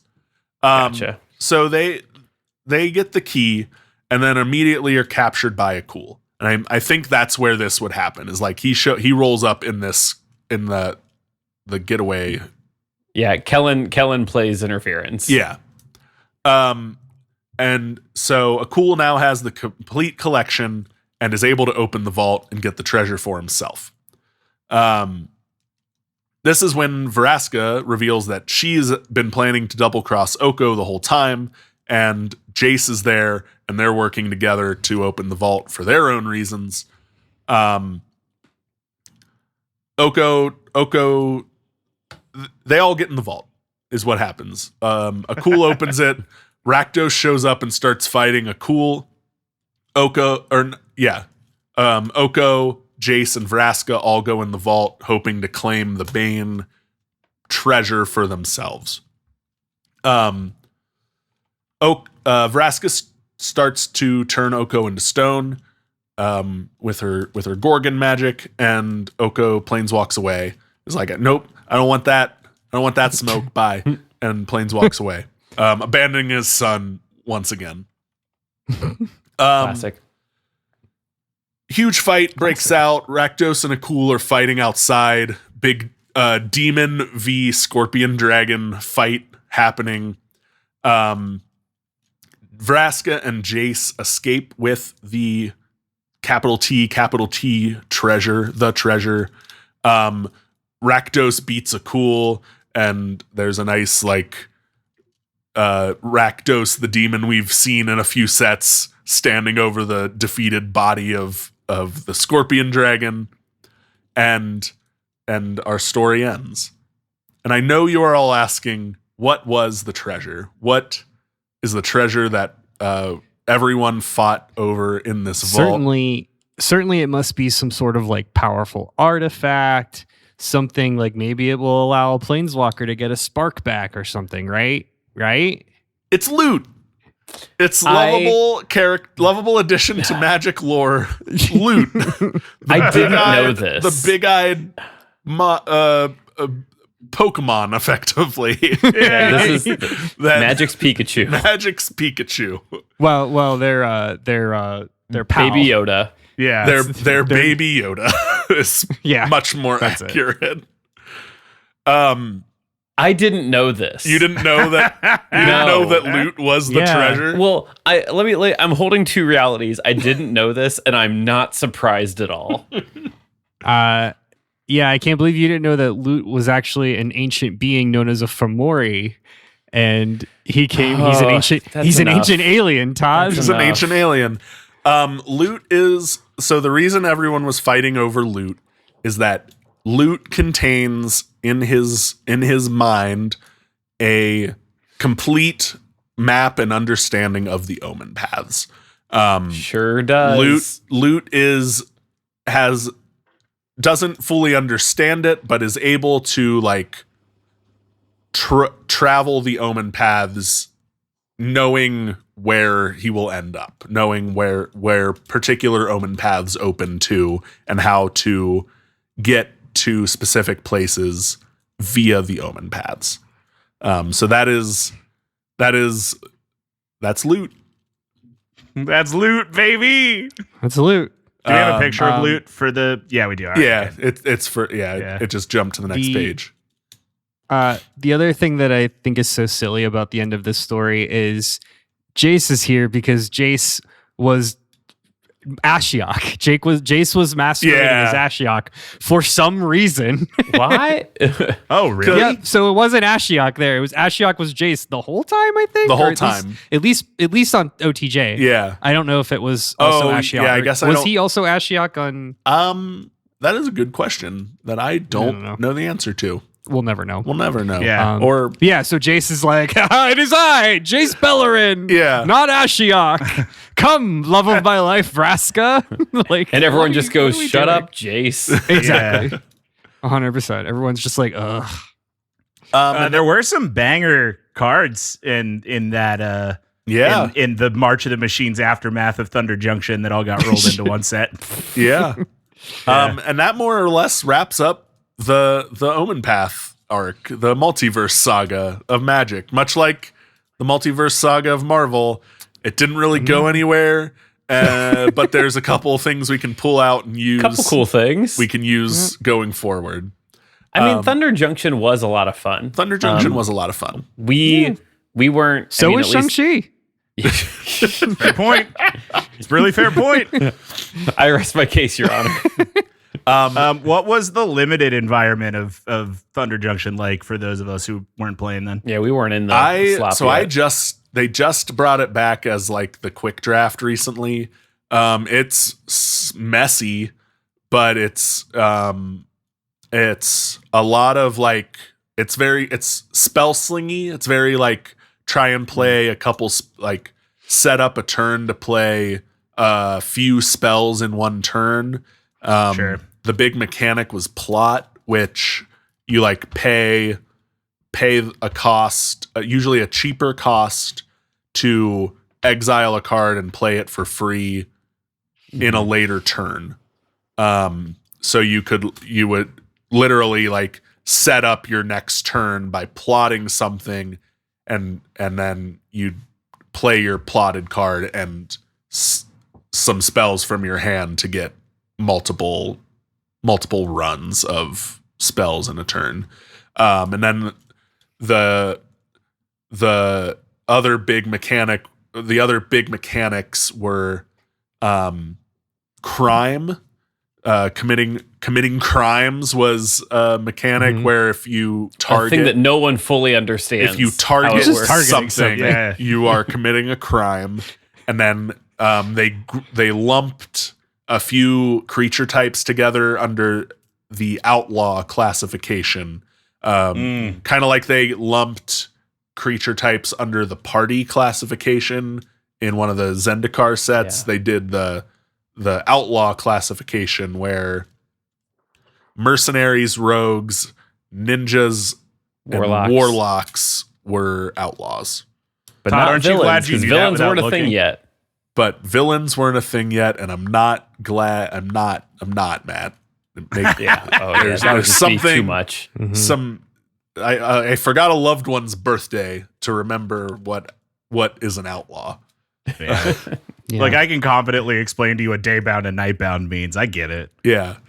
So that wraps the Omen Path saga and brings us into the Dragonstorm saga, is what they're calling it. I think that's going to get a new name after Reality Fracture, but right now it's the Dragonstorm saga arc, not saga, arc, which kicks off in Bloomburrow, a plane of anthropomorphic sentient woodland animals.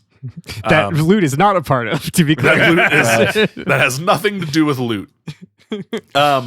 The magic of this plane transforms anyone who travels to it into one such animal as well. And as an example, I will drop Jace as a fox into our notes. Because Jace is here for like a second. Literally, You're not going to drop Karn as a tree? not going to drop Karn as a tree. Well, that's not canonical, but Ral is. Yeah, Ral Okay, is yeah. Ral All is right, trapped everyone. here. This story has some. This story mostly happens outside of the main plot. I suspect there are things here that are setting up for later stuff. Jace, Vraska, and Lute all pass through here temporarily, but aren't part of this story. All the Planeswalker cards of this set, the implication is that like they stopped by, saw they were animals, and were like, I don't want this, and left. They summered in Bloomburrow. Did loot become more animal-like? I couldn't answer that question for you. I don't Todd. want it. You know what? I don't want the answer, Kyle. Yeah. I don't know why I asked. So Bloomburrow follows the story of Helga, a frog folk who feels left left behind by her people, who feels like an outcast of her people because she hasn't found her calling, hasn't found the thing that she is good at that makes her special. Normal young hero adventurer stuff. I don't fit in. What am I supposed to do? Yada, yada. Until one day she has this terrifying vision of a calamity beast called the Sunhawk attacking her village. Let me back up here. Calamity beasts are sentient, anthropomorphized manifestations of disasters on Bloomborough. Because everything is an anthropomorphized animal, even the disasters or like bad things that happen are animals. And this one is the Sunhawk. I guess that's weird. I guess a particularly powerful one of these beasts attacks her village. So she goes to the proverbial local tavern, forms her proverbial adventuring party to find out how to stop this from happening and not let her village get destroyed by the calamity beasts. And the party she forms are Mabel, a mouse knight, a mouse soldier, Gev, a lizard mercenary who, I didn't know this until I did the research, is kind of Charmander. He has a fiery tail but wields like a fiery dual maces are his weapons. Neat. Along with Gev is his best friend and mercenary partner Hugs, a badger. Coolest. Yeah. Phineas, a rabbit archer, and Zoraline, a bat cleric. That's kind of our main cast of characters, our adventuring party, and the factions of that you can pick from in Bloomborough to kind of play as. The group goes and talks to Glarb, King of the Frogs, who has been kind of a mentor to Helga and tells them he has information about the calamity beasts to give him if they prove themselves worthy by defeating one, but more in like a bring me back something from them to show that you are capable of this journey. Thanks for this picture, whoever dropped that in. That's our looked right. That's our band of characters here. And I have Glarb. I have a picture of Glarb because Glarb is like a King Zora. Like he is just maxing and relaxing. Yeah, just I love Glarb. He's never sat upright in his life. So they go on this quest. They venture to the location of the calamity beast Maha and talk with her. She's willing to talk with them, and they learn the real reason for these attacks. Why the vaccines? What? the real problem is the vaccines. The vaccines. I thought we were going to make it out safe. And Tylenol. God damn it. Which is Glarb has stolen an egg from. I have Maha here, but it's actually the Sunhawk. Glarb has stolen an egg from the Sunhawk and plans to use it to rule the valley because it has these reality shaping powers because it's going to birth into a new kind of like disaster is what's going on. Battle ensues. Everyone completes their hero's arc, solves for their perceived missing character trait, and just as they are, but still aren't powerful enough to overtake Glarb with this egg until Maha Deus Exes onto the scene and takes the egg back to the Sunhawk for them. Kind of sees the effort they're putting in, is like, okay, not all of you are bad. We won't destroy the valley the peaceful valley you live in. We'll take the egg back to the Sunhawk for you, solving everything once and for all. One of the little minor things I love about this story and these characters, because again, we never see them again, is Mabel specifically is like canonically just like a mom. Yeah. Not just a mom, but like she's like that's her. She's living out. She's like living in the like mouse suburbs, and she's got little mouse kids, and she's got this sword in her attic that's been there for 30 years, passed on generation to generation, and is like, I really hope I don't have to use this big flame sword to fight any demons today. But it's just like Helga shows up and she's like, all right, it's time to use the flame sword, I guess. And I love it. If I remember, they also had some really, really cool cinematics for this set. Yeah. There's some cool like cartoon shorts that came together for this that showed specifically what Andrew referenced. I think they have heavily implied we are going back. There are more of these like animal factions that we haven't explored as heavily. And again, the calamity beasts seem to tie into everything else that's going on in the greater story. But for now, we're just introduced to this idea of these reality warping disaster beasts. And we go to Duskmorn, the best set, the horror house plane, the 80s horror movie set. This I was a little surprised to learn that that this is considered a separate arc, because Duskmorn did get a lot of hat set accusations, a lot of like, oh, you're just doing different settings in Magic to do them. But it does actually build towards reality fracture and where the story is going. So Duskmorn is a plane where the entire plane is this haunted house.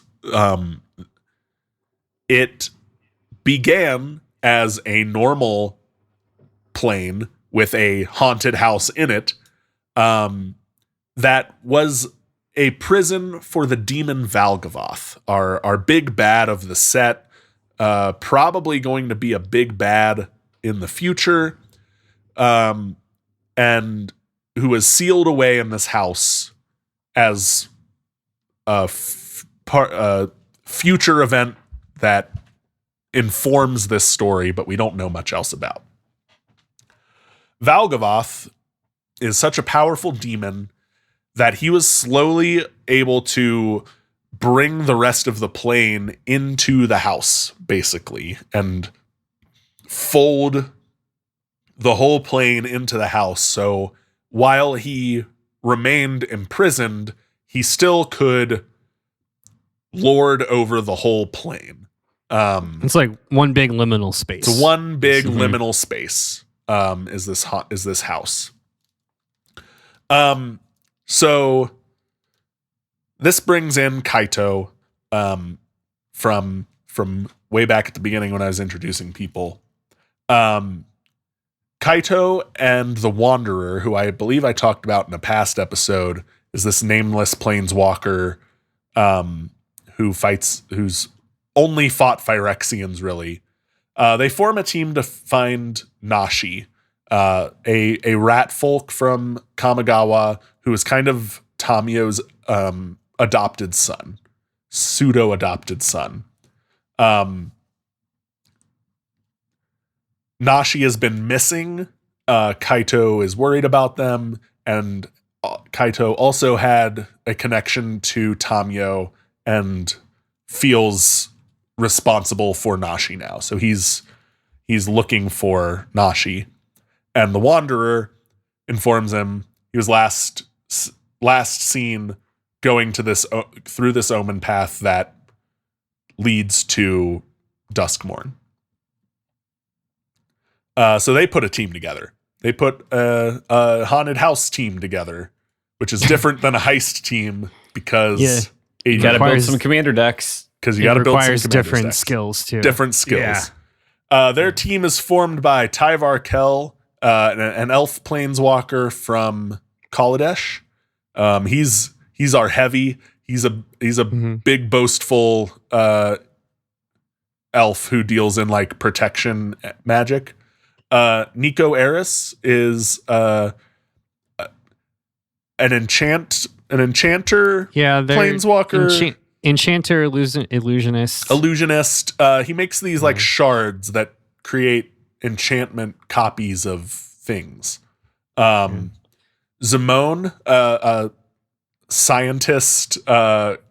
What's the school? She's Quadrix. Quadrix. Thank you. She's a student of Quadrix from Strixhaven, who's just like, cool, more things to go learn about.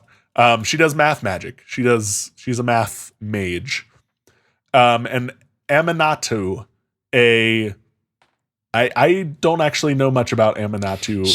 She's like think like the fates. Yeah. Like she can like twist fate. Yeah, that's what Isn't it is. that the name of the sword from a JRPG that we've talked about?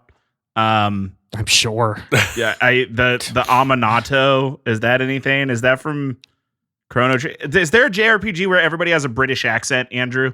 That's Xenoblade. Xenoblade is the name the Monado is what you're thinking. Oh, there it is. Okay, I was close. Yeah. How did you find that? I don't know. No, not you, Matt. I don't know. He's thinking of every time I say it because I always say it like Shulk, the Monado. Yeah, there it is. That's what you're thinking of. So they all go to Duskmorn to bring back Nashi, except Aminatou doesn't, because she's like, I do not. I'm a little girl, idiot. I'm a little girl. I do not want any part of this haunted house adventure you're going on. But she sends them all with like a protection, a like one use protection spell, basically. Like one time you get advantage on this. You can re-roll this with advantage spell, basically, that they all end up using. So they go and upon arriving are immediately separated. Sure. Immediately, like, of course. No one has to say, let's split up, gang, because the house does it for them. Tyvar and Zimone are paired together in a like ever shifting library maze. It's like a maze of book library stacks that is intended to get you lost. Nico and the Wanderer are stuck together, and they meet Winter, a native to Duskmorn who has just been trapped in this house for ever, and just stuck there. And Kaido and Jace, who surprise, Jace is also here. Jace is also I was here. just gonna say Jace is also here. Yeah. This whole arc is whenever Jace isn't on the screen, Jace you should be asking where's Jace? So they all learn different bits and pieces of the history of of Duskmorn and Valgavoth, and how he was sealed away, how he's accumulated power over the years, yada yada yada. We get that story. There's a cult of Valgavoth that has been feeding him power. One such source of power is some of the scrolls that Tamio has written stories on. Some of the like magic left from Tamio via these scrolls, which is why I lost his name, Nashi. Which is why Nashi is there. He's there trying to get claim some of these scrolls back before Valgavoth can kind of consume them. And Winter betrays Nico and the Wanderer, sells them out to the cult of Valgavoth to secure his freedom. They kind of say, like, Valgavoth promises him, like, you give me these people that are here to stop me, and I'll let you go free. So he does that. Jace and Kaito are on their little journey together, and like have their moment of saving one another, except then Jace gets what he needs, what he's there for, which I think is also one of these scrolls, and is like, I think he's there. Isn't he there for? This is where Luke gets lost, right? Am I remembering that right? This is where he loses loot, but he went there, going there. Like he gets separated from loot going there, but he goes there for information, for the thing he's trying to do that we don't know yet. Got it. So Jace gets what he needs, gets the information he needs, and then basically is able to planeswalk away and is like, sorry, Kato, I don't actually care about your thing. I got what I needed. Deuces.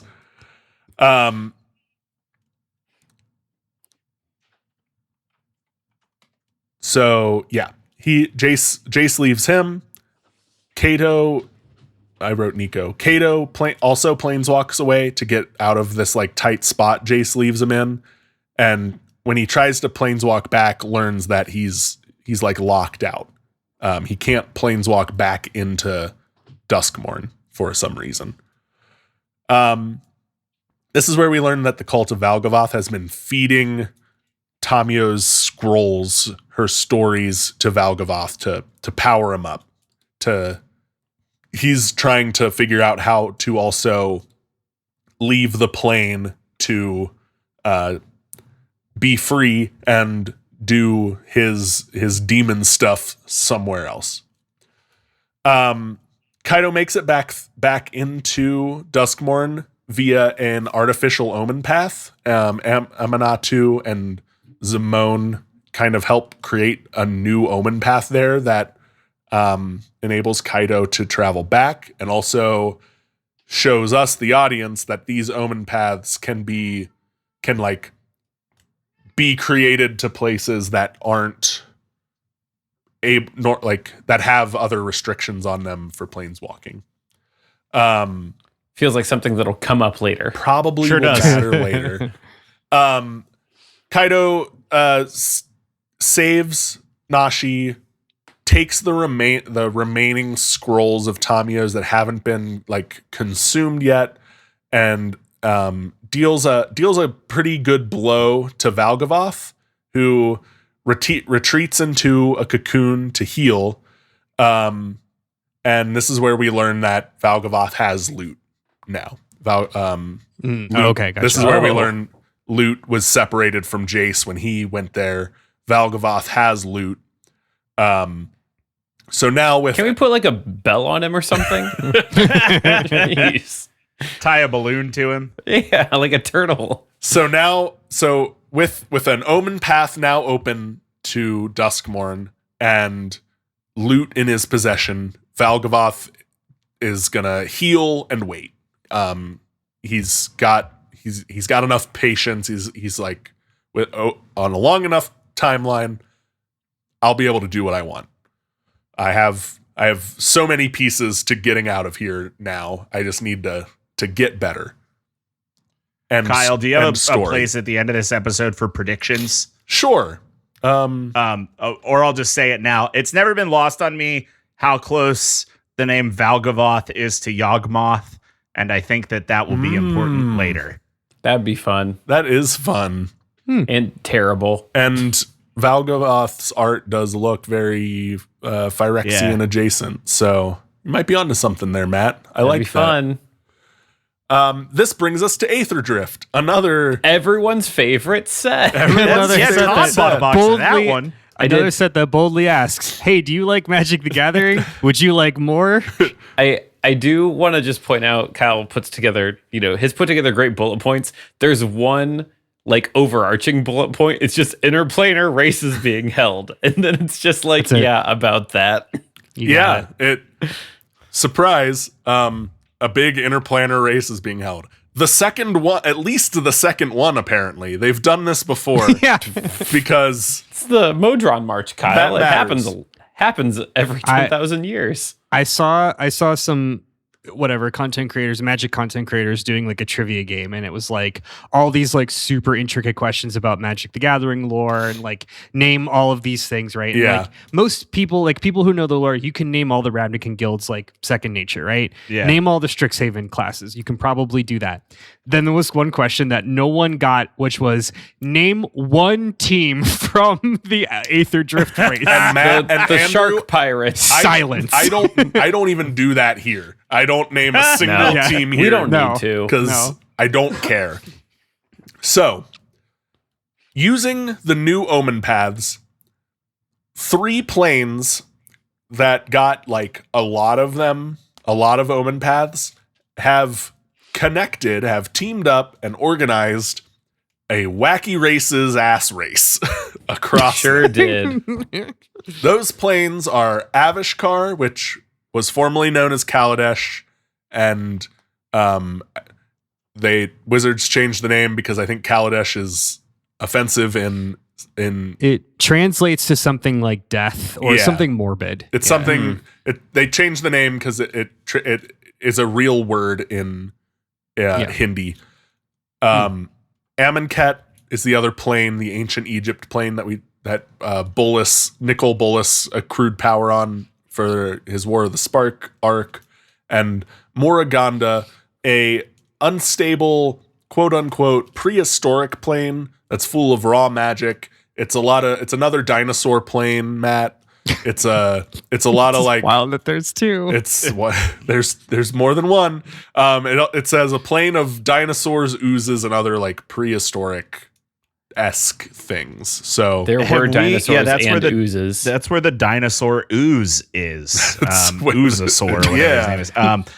Have we been to Muraganda before, or is that new to Aether Drift? It's been like hinted at. It's like it was first mentioned. I think it's appeared on flavor text, and then it got like mentioned on a card name in Future Sight, and then has like showed up here and there, but we've not done a full Muraganda set yet.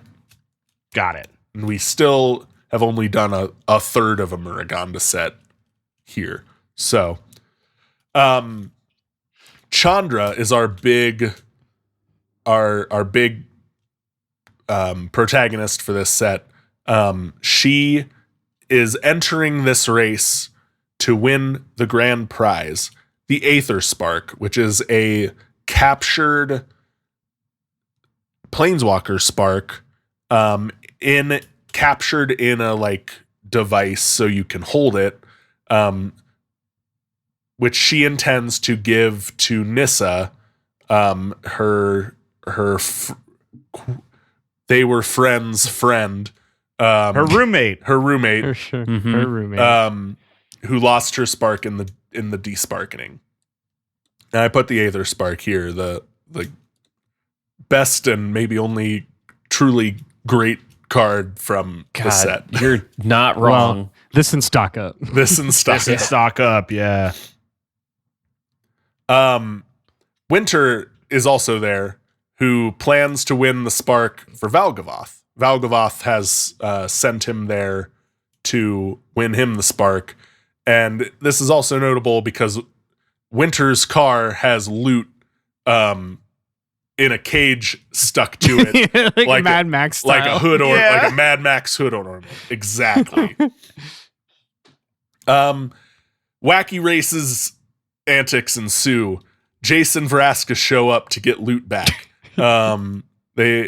This leads Chandra and Jace to fight because they're mad at each other from the events of Phyrexia All Will Be One, where Jace kind of sold the rest of them out to go talk to Vraska, who was already Phyrexianed, and Jace was like, "No, don't kill her. I can save her." And he gets Phyrexianed too, and it's just bad for everybody when he does that. So they fight, which is broken up by a dragon from Tarkir appearing. A dragon from Tarkir bursts through an Omen path. Who is these end credits scenes? I swear. Yeah, to God. man, I'm telling you, man. but is fought off by Elspeth, who flies in from another omen path. This is a real this is more at the center of things, so there's just a lot of goofy shit flying in. I love this moment because it's like, hey, would you like to be playing a better set right now? Nissa also shows up. Nissa, who Chandra is there so she can get her a planeswalker spark because she hasn't been able to planeswalk to see anyone, shows up, which made me do a triple take to figure out what was going on.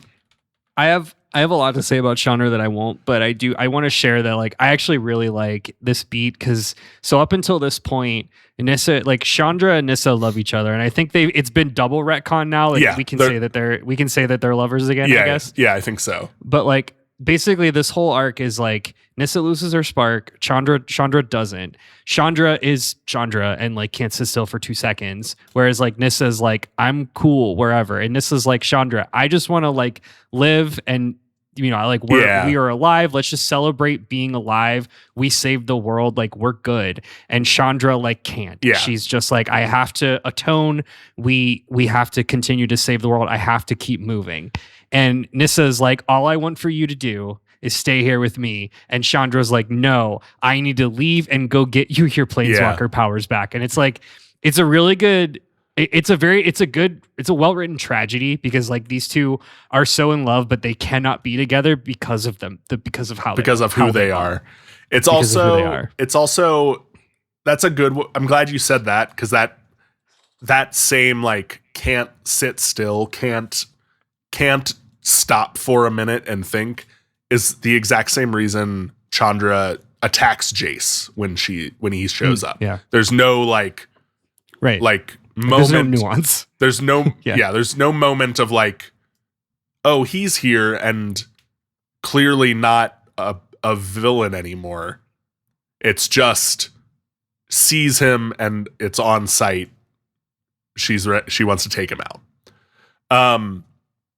Yada yada, wacky races, Mario Kart shit happens, and ultimately neither of the two teams with our like main characters win, but a third team from Amonkhet wins and gets the Aether Spark to do whatever with.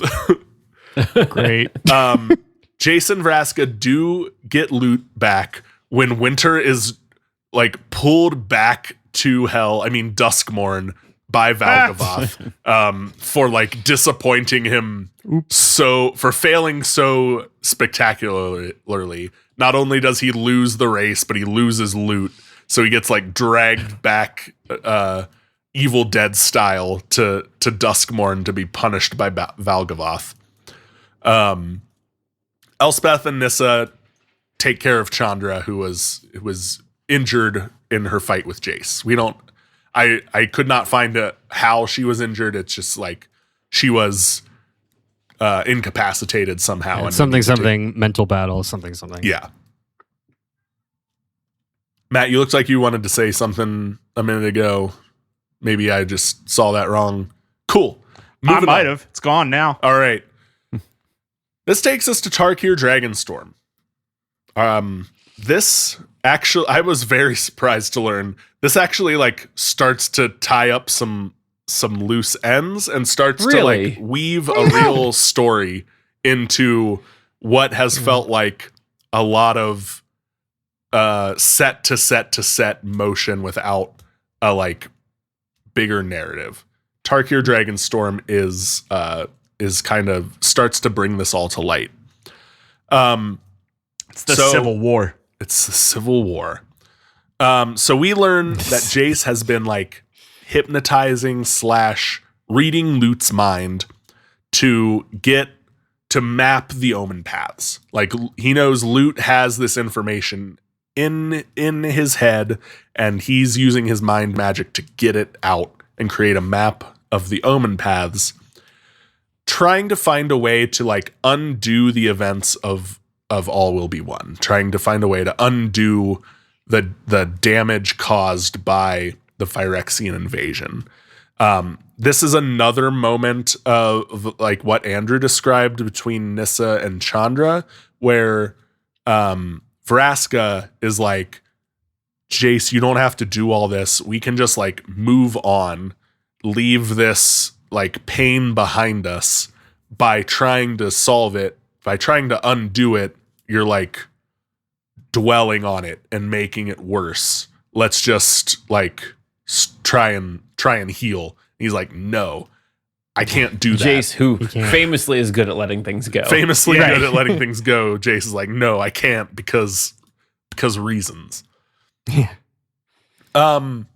So this is what Jace has been doing the whole time, is he's been trying to find a way to undo the events of the Phyrexian invasion.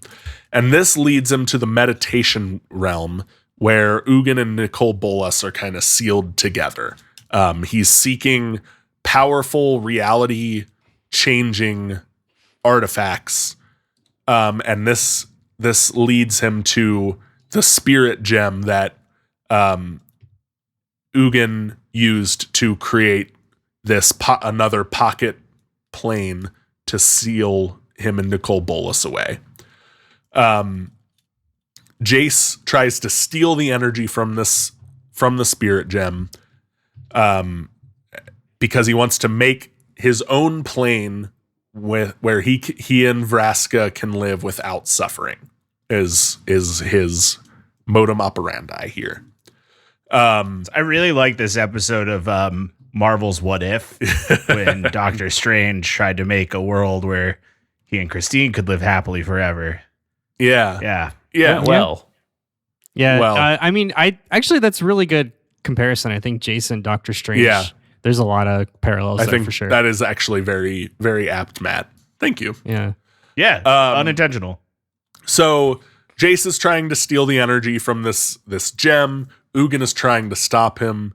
This conflict causes the gem to shatter, thus freeing evil dragon Nicol Bolas back into the multiverse from where he was safely sealed away and couldn't because do magic any harm. Magic has three big bads, and we have to have one of them in the background. We've got to have times. one of them, and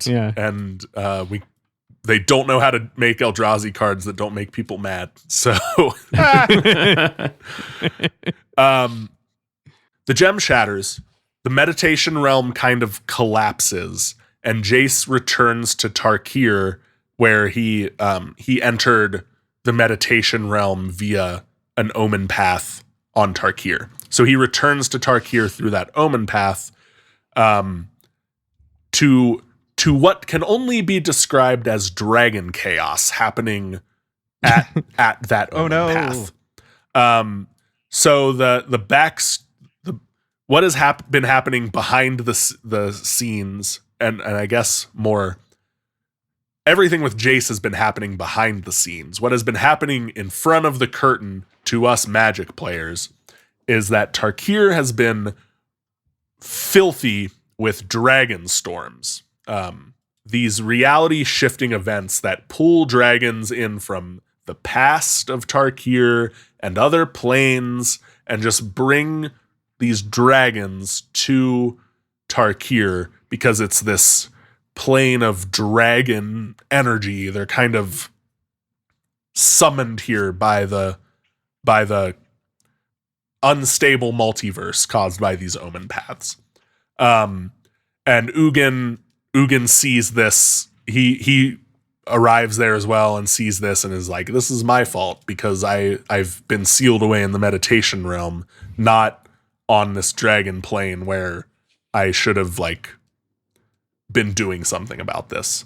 So the dragon chaos that is ensuing is that Sarkin Vol, the dragon worshipping planeswalker that I've mentioned in past episodes, the dragon pervert, has led a dragon army to this open path to unleash, in his words, dragon glory on the multiverse. Hell yeah. I don't like that. Ugin stops him. Ugin shows up. He's like, you can't do this. Sarkin's like, I'm gonna fire dragon fire at you. And Ugin's like, dragon fire? I'm a dragon. I'm made of that. I'm gonna You get merely you. adopted the dragon fire. And blasts Sarkin, stopping him.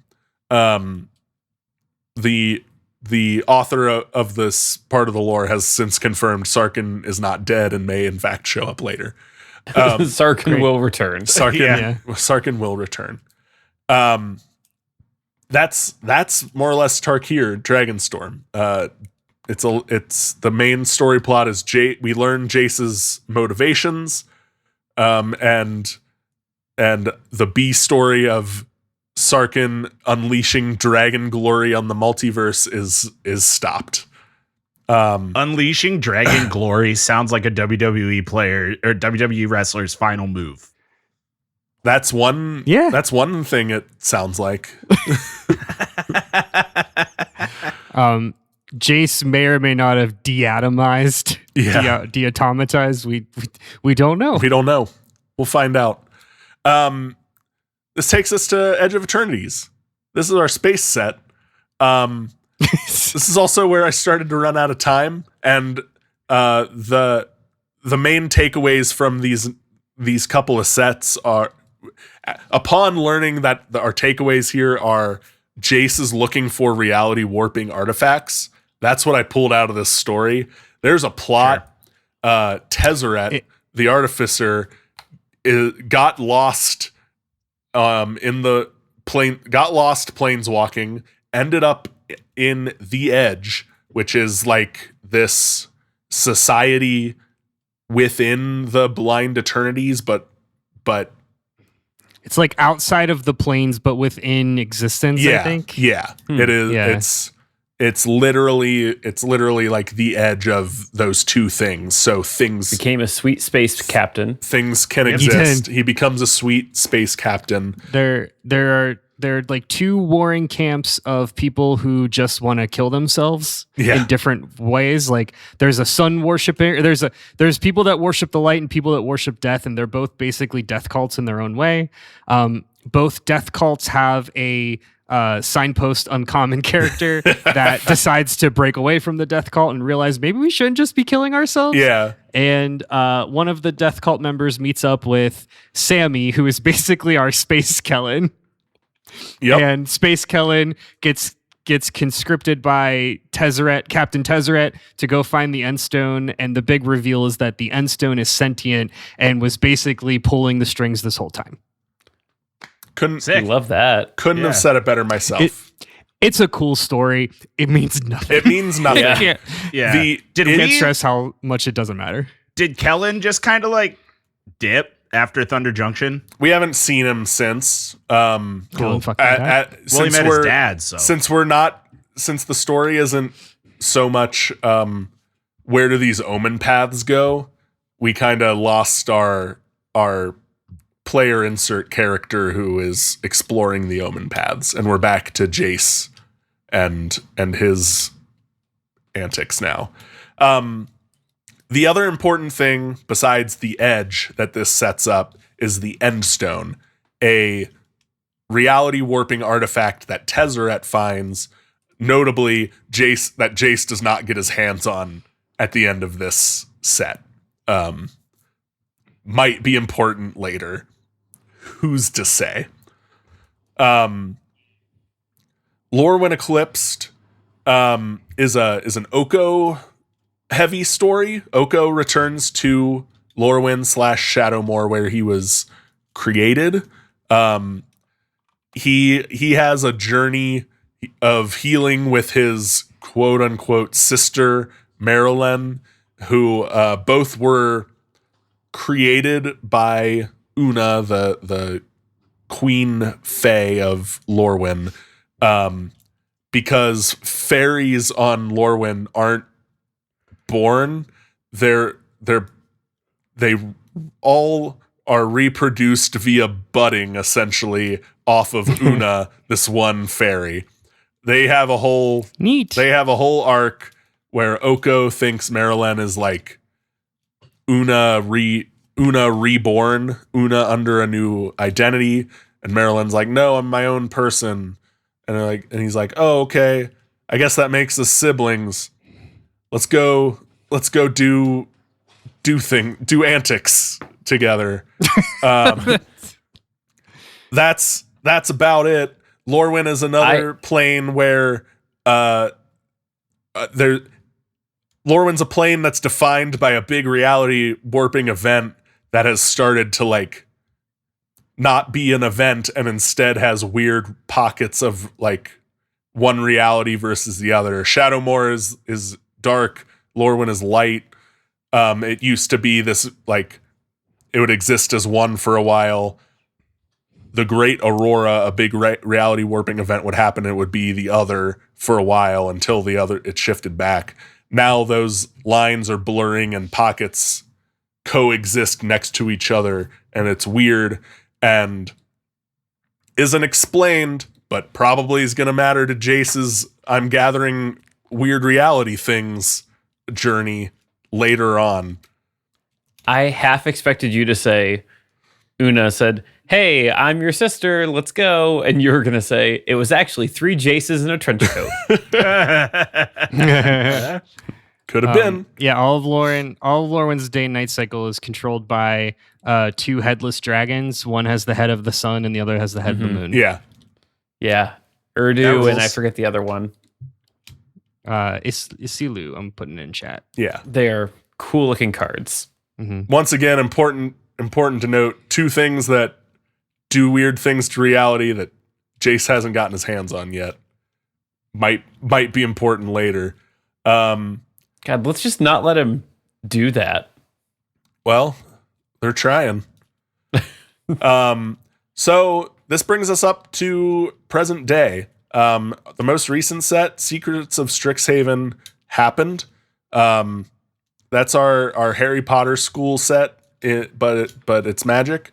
There are students. Yeah, there's our boy, Space Tezzeret.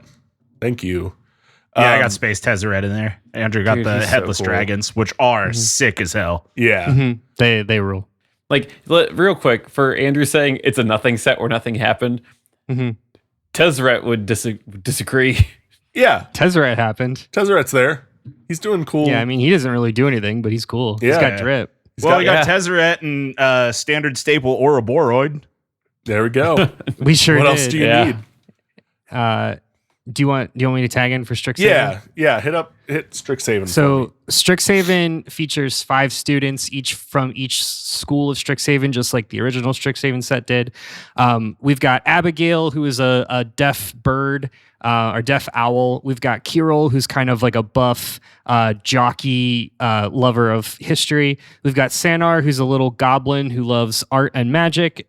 We've got Tam, who is a Gorgon? ? Why? And then we've got Lewin, who is an exchange student from Lorwyn. That's the connectivity. So Lewin is one of the elves in Lorwyn. They're like bad elves. They're evil elves, or they're not evil elves, but whatever. Who cares? Really, the most important character among this is Tam. So Tam is a Gorgon, which notably Gorgons don't exist in Strixhaven. So it's weird that she's there. Tam also looks a lot like Jace. Oh, okay. I did know this. I was going to say, supposed lore. The last time we were at Strixhaven, we had a different planeswalker famously posing under a assumed identity. So Liliana is still in Strixhaven. Ajani also shows up, and Liliana says, Ajani, you should become a teacher here. He's like, dope. And then he does that. And these 5 students go out, they do Harry Potter school shit, doesn't really matter. What does matter is Chandra shows up. Chandra shows up and is like, hey, I'm getting a lot of headaches. And the reason she's getting a lot of headaches is from her battle with Jace. And she's like, I know Jace is alive, he's in there. She meets up with Ajani. She's like, Ajani, we gotta team up and go kill Jace. And he's like, well, we don't do that. And he's like, I think that's a bad idea. And she's like, no, it's a really good idea because he's in my head. He's still alive. He's going to do something really, really bad. And Johnny's like, Chandra, you need to calm down. Chandra's like, I will not calm down. Fuck you. You can't tell me what to do, et cetera, Chandra stuff. Right. So as things do, hilarity ensues, antics happen, yada, yada, yada. Liliana's not really involved in this yet. But we'll get there. So this whole thing climaxes where there's these big towering creatures called archaics in Strixhaven's world, and they are basically, think of like they're elders that die and get reborn as these like gigantic mountainous creatures. Yeah. So they're also Dr. Manhattan in the fact that in the way that they know everything that has happened and will happen. There are oracles in this world. One of those oracles her name is Jadzi. Jadzi is also like a faculty member at Strixhaven, but basically when Jadzi will die, Jadzi will become an archaic. That's how this works. Doesn't matter. So everyone feels one of the archaics is dying. Something happens and it's creating these like reality warping fissures, basically. Chandra and Ajani go to search it out and get into a fight because they're arguing over all this Jace stuff. The other students show up to help, I guess, for reasons, doesn't matter. And the climax happens at Jadzi is trying to calm this archaic.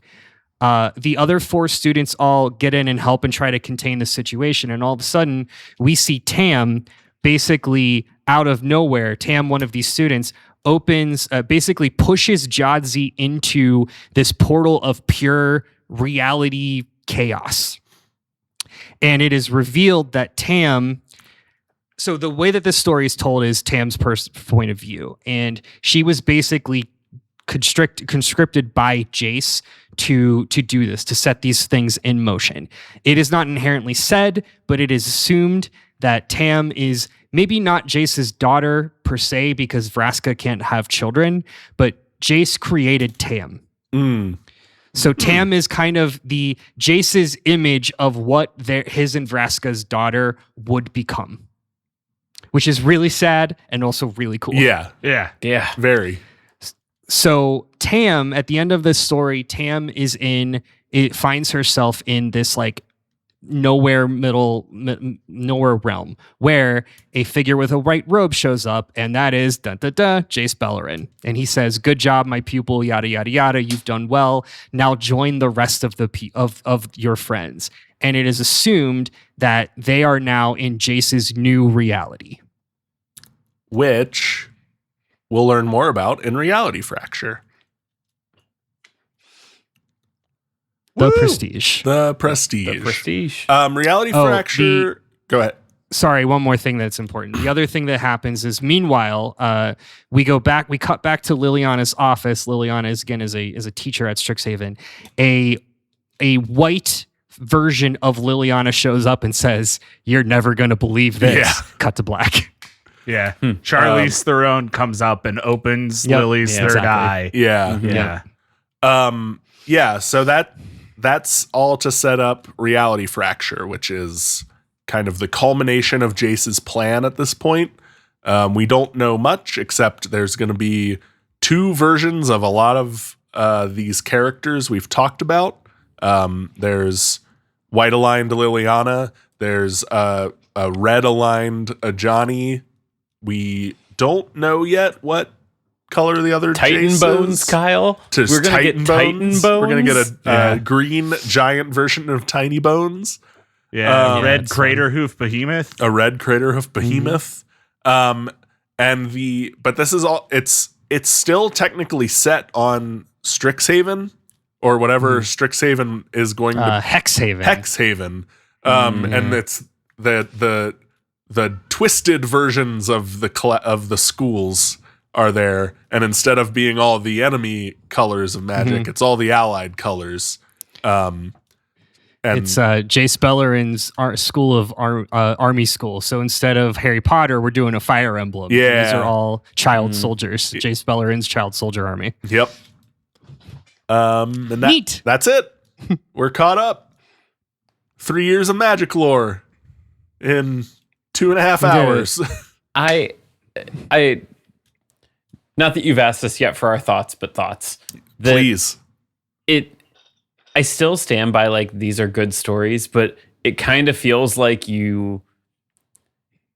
from what we talked about in the first 3 flavor texts to this, you can feel the creeping grab of capitalism starting to, like, you sure tear can. away at some of the, like, some of the layers of no, this is cool. Hey, okay, like, did we need the wacky races? We probably didn't need the wacky races. But like, I still stand by, like, it's cool stories. It's cool stories where cool stuff's happening, and let's give it up for an IP that's still creating some like new original ideas. Yeah. Original ideas is tough. I think some ideas that may be echoes of other ideas that are newer and more originaler. What's new anyway? Yeah. Nothing. There's only 3 stories. I think that the lore of Magic continues to be really cool. I also think that it's really interesting that even as somebody who doesn't keep up with the lore super closely or hasn't kept up with the lore super closely, I can feel the slapdashery of some of the lore in the sets that have come out, even in my limited experience in play. I mean, like I said, I've only been playing Magic for like 3 years, so you've been playing since this started. This trend started, more or less. And I had a really interesting conversation at the con that we just got home from, Southern Fried Gaming Expo, with some of the folks in the TCG room, of being like, what do you like more, Universes Beyond sets or hat sets? And it was a interesting conversation because it kind of felt like it doesn't matter. We're getting them both anyway. Shut up. And that feels that way a little bit in the story. Whereas like going back and listening to some of the older episodes, it just feels like there was so much more before they just started doing whatever Disney is doing. And it feels like maybe we're going back in a better direction, which is certainly exciting. But yeah, loot is just the loot of it all. It's tough. And then the last thing that I want to throw out there, I did not know until it popped up on my YouTube algo super recently about the lore podcast. And I have felt since we started doing these that, like, one, I'm not going to be able to read single sentences on 300 Magic cards and pull the story out of it. 2, I'm not going to read a novelization of the story of Magic. But boy, will I listen to a podcast. Oh, yeah. Man, will I listen to a podcast. And so I see myself binging all of the lore podcast, and I'm really excited to do that. You should do that. They're I'm not going to say that they're all amazing. Definitely like find like whatever set speaks to you the most. I've listened to Tarkir, I've listened to Strixhaven, I've listened to Edge, and I think those are the big 3, and I would recommend all of them. Sick. Right on. Go ahead. Oh, no, you go ahead. Sure. I think this is definitely, as far as like, I think this is the most conflicted era of Magic's storytelling. When you kind of set it all up, and it is where the frequency and speed with which sets are released is finally doing is finally counterproductive to the stories that they're trying to tell. And that's the biggest shame of this, is like, in the past years, when we had blocks, which blocks, for users who are listening, if you're still listening, you don't know what we're talking about. Holy shit. Well, thank you. Yeah. They used to do like 3 sets in a block, right? So you'd introduce Innistrad, you'd kind of flip it on its head, and then you'd kind of do the resolving action. And then that moved to 2 sets in a block. And then now we just have 1 block, or we have 1 set in 1 block. So we are introduced, and we have to leave the plane is in the same set, which means that you can't tell a story. You can't tell the story of a race without introducing it on 1 card. Basically, you can open a pack where the race starts, and the next card the race ends. Right? Yeah. That's the problem with single sets. Functionally, mechanically speaking, it's fine. Financially speaking, fiscally speaking, it's great for them. But story-wise, it makes it really hard. So there's all these like really interesting nuggets of story that live underneath the surface. Some of the Aethergif story is phenomenal. There's this whole undercurrent of, well, there was a the whole like the previous Avishkar set was all about this rebellion, and the rebels won, and this oppressive group went away. But now what? There's a power vacuum. Yeah. And guess what happens when there's a power vacuum?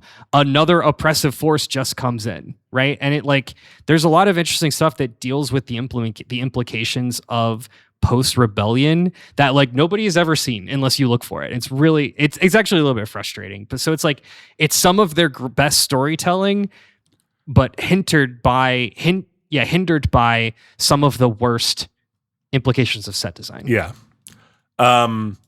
What I was going to say was like zooming out a bit, looking at this from what's happening in the real world is that I'm almost certain especially the Omen Paths arc where we were jumping from set to set and had these like self-contained murder mysteries with one post-credit scene that advances a major plot forward was Hasbro telling them get used to putting out single story sets where the whole story is contained in one because surprise, we're breaking the universes beyond glass soon. And we're selling you out to Square Enix and Paramount, first buyer, really, and these other entities. So you've got to get used to start practicing now. You're not going to have 3 blocks in a row to tell a story. You're going to have one block here and there in between, also cramming 16 games of Final Fantasy lore into one set as well. It's like Andrew said, it's frustrating. And at the same time, you can see the people who do really try and make this game good haven't given up, but it's through COVID, it was the only wing of Hasbro that didn't lose money. And so Hasbro was like, well, we've been hands off for a while. We're hands on now. And like Andrew said, you can see it steering back towards the end here. Like they've figured out how to do this in a way that both like satisfies the call from high up, but isn't just like jumping from box of costumes to box of costumes. And I think we'll see it continue to steer back, albeit slowly and maybe not in the way we ever want it to return to. But yeah, people are trying. So yeah. Kyle, real quick, just so we close the thread, can you give me like 30 seconds on why the Spider-Man set was called Through the Omen Paths? Not the obviously trademark, and Marvel didn't let him call it Spider-Man in Arena, whatever. But like, why actually was it called Through the Omen Paths? It was this is definitely a real life implication having to play out on the cards. Through the Omen Paths was the Arena reskin of the Spider-Man set, and the way they got there was basically like you went through an Omen Path to this set of where spider world, spiders and humans live symbiotically, because we made all these cards that are spider humans, and we needed a flavorful way to make them not Spider-Man, but still those card types because we learned real late in the game we're not going to be able to put Spider-Man on any of the cards on Arena. So the flavor is that it's just this plane that we had not ever seen before where sentient spiders and sentient humans coexist. And so all of the cards are like human and spider, the thing, to make up for being like Peter Parker IRL. Huh. Yeah, it is vaguely New Capenna coded. To be clear, there's no story. Like there's none. Here's a great example. So I'm gonna put a card in chat. There is no story there. It's not Fleam. Damn. Oh man. So like there's a lot of like vague references to different factions in New Capenna. So like Basil, Cabaretti Loudmouth is I forget who that is. Cabaretti Loudmouth. I lost. That's just and that's the other part Flash of Thompson. That's Flash Thompson. Some of cool. And the other part of it is like the cards that aren't spiders could be they mashed it up with other planes from Magic. And yeah, there's a lot of New Capenna because a lot of the cards that they didn't have to change the names of cards that don't specifically mention licensed Marvel stuff. So New Capenna was a popular backup option because that is another city plane that's more modern feeling than Ravnica. Sure. Is this symbiote Spider-Man? Yeah. Yeah. It's Superior Spider-Man. Yeah, that's Kavaro Mindbitten. That's as much as I wanted. It's as an unsatisfying answer as you would expect. Yeah. Yeah, man, it sure is. It's they literally had like 2 or 3 months to do this. Like it's kind of impressive. It definitely feels like something they should have known ahead of time. Definitely something they should have known ahead of time. Lawyers be like that sometimes. Yeah. It should be noted too, before the Marvel set came out, we were informed, all of us Arena players, Kyle and I included, that Spider-Man cards would be coming to Arena. Not only are they now, as of this recording, on Arena, they are the default art. Yeah. Man, that's tough. Oh, so you mean they took Basil Cabaretti Loudmouth away from you? You can still, that's correct, Todd. You can, all of them are still available as alt arts. Yeah, you can pick really them, funny. but they all default to Spider-Man now. You have to do it on purpose. Yeah. And they know you won't. Yeah, it was a big pain. I'm glad it's fixed just because it was a big pain. But I do like that there was a community of people that are like, we like Fleam. We like Fleam better than Norman Osborn. Yeah. Screw you, wizards. If I didn't dislike that card, I would definitely build a commander deck with Fleam and just proxy it as Fleam, but I don't want to build that card. Well, and like, if I'm honest, a lot of the Through the Omen Paths art is better. Just objectively better than some of the Spider-Man variants. Yeah. There's really cool stuff, but also like, you know. They had to like weave this Chizax Apex Arachnosaur looks way cooler than Spider-Rex. He just does. They had to thread this weird needle of like the collector's numbers couldn't change, and those are determined alphabetically, where the card falls alphabetically by color and rarity. So like all the white commons are like collector's numbers 1 through whatever, starting with A, ending at Z.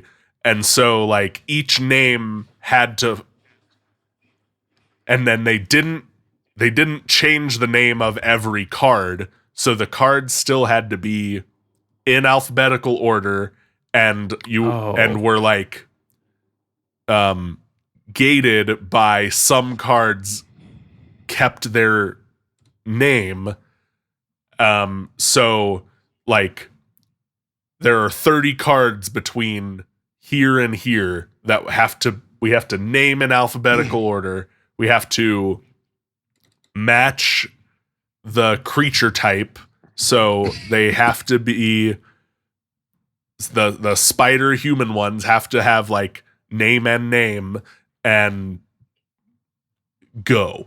That's tough. That's rough. Yeah. It's one of those like, you know, Susie got a sandwich that didn't have the same bread as Taylor, but Taylor got a sandwich that had bologna on it. And at the end, you got to say what everybody's sandwiches is. And and then you factor in that it was a Spider-Man set, so a majority of those names are between S and S. You know, you have to stay. You have to land between a ton. There's a ton of names that have to land between SPI and there's also they had to rename web slinging because Disney owns web slinging. Oh yeah. So it was in web. Yeah.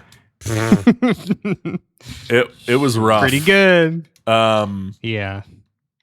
And then you factor in that it was supposed to be a through March of the Machine Aftermath sized set. It was supposed to be a really small set, but that did so poorly that they were like, that Hasbro was like, you can't do sets that small. You have to beef up the Spider-Man set before it comes out. The whole Spider-Man set was top to bottom on every pack, like slapped together last minute. It was real rough.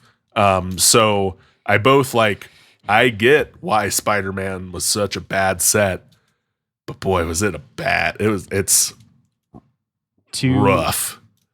To end on a good note, I do want to note that we've seen our 3 in-universe sets for 2027, and they all look like bangers. They all look like bangers. They look rad as hell. We're getting Ixalan. No, what's the Shalfir? No. Well, we're getting Zhalfir finally. We've never been there. Yeah. But it's the there's an underwater one. There's the underwater one. Ikoria. It's Ikoria meets Ikoria cross Kamigawa. So we're getting our kaiju versus mechs set. Oh yeah. Which is gonna just be great. Yeah. We got an Under the Sea set, which also looks dope as hell. Like it 2027, I think we'll be eating good in between our 3 who cares universes beyond sets. And which are probably going to be Star Wars and Power Rangers and whatever. I when we were at Southern Fred Gaming, the Star Trek spoilers were coming out, and at being there, seeing the spoilers start to come out, I kind of formed this hypothesis that I think the universes beyond sets are going to kind of self-sort into, there's going to be two markets, and the universes beyond sets will self-sort into we sell these at conventions and big events where like you go to a Star Trek convention and see packs of this game your friend has been bugging you about forever. Maybe you'll finally play it. Or you go to a game convention and same thing. Your friend has been bugging you about this game, and it's got like, okay, I do know the Marvel characters. I guess I'll give it a shot. And like they'll be in standard. Yes, there will be chase rares that do impact like the larger game, but outside of competitive players and completionists, I think it's gonna sort of start to self-filter into, you can also ignore the universes beyond more easily if you want. Because what I'm seeing with the Star Trek one specifically is like there's a lot that's not for me a very forgiving and willing to try most Magic things person I think that will be the case. Like, I think it will just be like, if you want to play competitively, you need to still get the 1 to 5 cards from the set. But if you don't want to crack packs, you're not missing out on a ton. Because they just banned Badger Mole Cubs. So, and they just banned Badger Mole Cubs. And Gran. Banned in Standard. And Fantasticar is banned in Legacy. Good.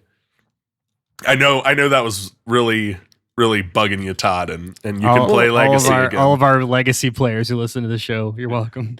It's not that I have an issue with the card and how it plays. It's that it makes 4/4s and it's a 4 and it costs 3. Yeah. It's a big old whiff. Feels terrible. Yeah. All right. Cyberus, thank you for commissioning this 4th part of the Magic the Gathering lore flavor text. Thank you for listening to Debate This. And if you've stuck around this long, thanks for listening to us complain about the effects capitalism and business has on a game we now all play and enjoy. You can follow along with the arguments on Instagram, YouTube, and Patreon at DebateThisCast or on our website, debatethiscast.com.